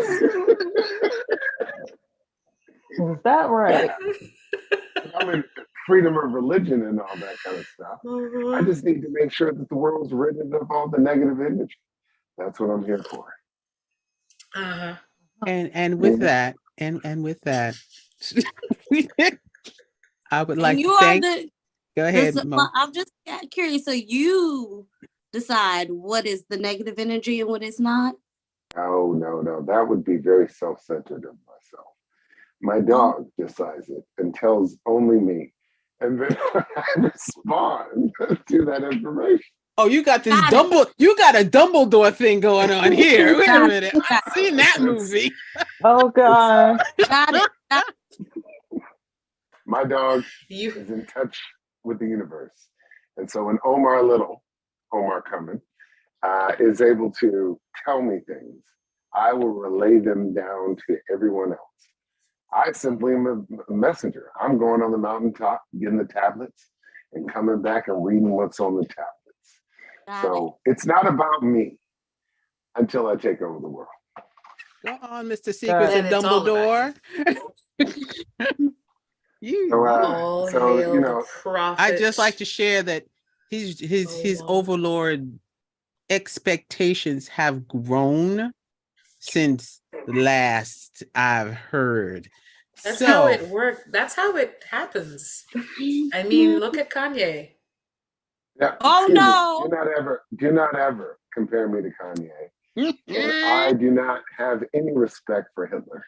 So I just want to put that out there. I don't believe in killing people because of their religious background or ethnical background. I think we are all, just beings walking around on this planet. I will not do that. Enemies will die and be dismissed of. But beyond that, there is no such a thing as color in my world. Oh. So I hope you all join me to start this revolution. And if they try to kill me, kill everybody that tried to kill me. Oh. Well, I hope that you all have a wonderful. Talking about a revolution. This is just the backing track to your speech. Don't you know? Oh yeah, it's gonna be a lot of music behind that. Okay, Natty, all of y'all. Listen, if the music is bad, the music is bad, I'm out. If the music is bad, we're working on that. We're gonna have the musical church of Dilla. Not V saying a revolution is a circle, though. You're a revolution. Okay. Yes. I always find it funny when people say, "Oh, we want a revolution." I'm like, so you just want to go like this? Yeah. Because that's what the word means. Because I used to do revolutions and ice skating a lot, 2 and 3 and 4 revolution. I want to do revolution. I can do many revolutions. I mean, that is humanity, isn't it? Just repeating history over and over and over and over again. That's we call it revolutions every time. It's like the Lord of the Rings. It's like the Lord of the Rings. They walk, they fight, they walk. It's bad weather. They fight trolls. They fight those witchy demons, and then they find their destiny and still fight. And then the next one, they walk, they fight, they have to beat up trolls. They have little information about the previous time. Very little information. I remember watching every one of them, and I was like, I could remember all of that history. It was so long ago. I saw that and I was like, that reminds me of, I forgot what movie it was. I don't know if it was Ant Life or Ant something. And okay, this is weird. And the wasps, they had to collect food for the wasps. And once they collected the food for the wasps, then it was the bee movie. And then the wasp would go away. And one of the ants were like, okay, but why do I have to do this? And blah, blah, blah. And the chant was always, they come, they feed, they leave. They come, they feed, they leave. And every time, when I was watching Lord of the Rings, I was like, they walk, they fight, they walk, they fight. It was just walking and fighting and finding a cave and fighting witches and demons. And walking and fighting and finding a cave. I was like, this is repetitive for 7 whole movies. It was pretty and all, but I was like, wow, this is a lot. And the snake thing, yes, the snake. You can't forget the snake. Ouroboros.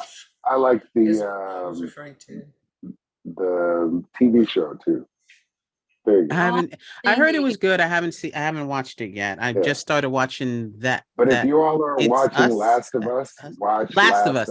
Yeah, I just saw the first episode today. I had to stop. Jermaine, watch all the way through episode 3, and as soon as you finish 3, hit me.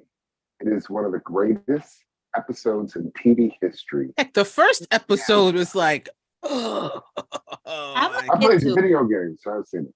No, whatever you do, if you watch Last of Us, make it through episode 3. Episode 3 is one of the greatest things in TV history. Period. And it's not, is it? I don't know. I never watched all the zombies. This is a different take on zombies. It's not, I don't think it's based even off a video game.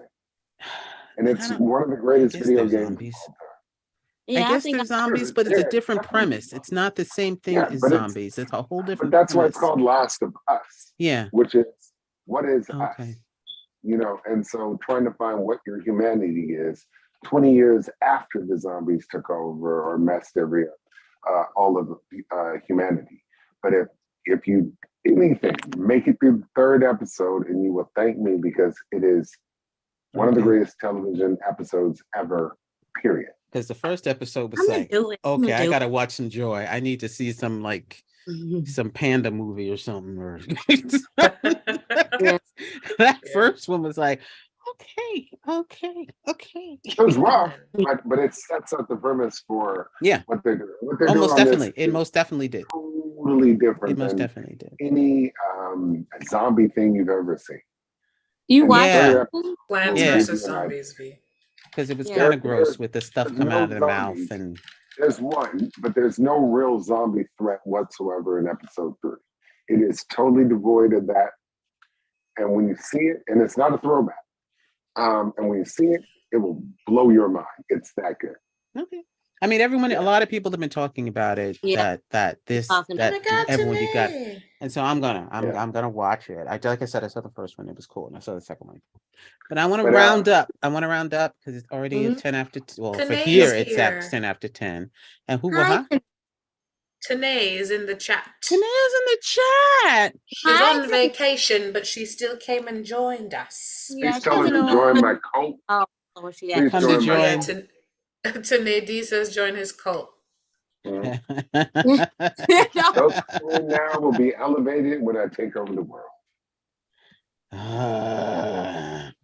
Okay, well, we'll wait for that to happen. Until then, I want to close off because it's already 10 after 10 here, but I know it's like 10 after 4 and 10 after 3 and 10 after 4, 3, and 9, and whatever other numbers. I can't remember where everybody is. But I'm so glad that you guys are with us this evening. If you want to watch it again, go ahead, because once we stop here, you can just watch this episode over and listen to how Dee will take over the world. And you just, he is going to be our overlord. Y'all can find more information about that when you watch the live again after we're done here. Until then, I'd like to thank y'all. I'd like to thank y'all for being with me and having this fun. And you all who have been watching, I kindly and graciously thank you all. And please subscribe and tell your friends. And we will be back again with another Zooming in Comfort. So take care, y'all, and see you soon. Bye. Bye.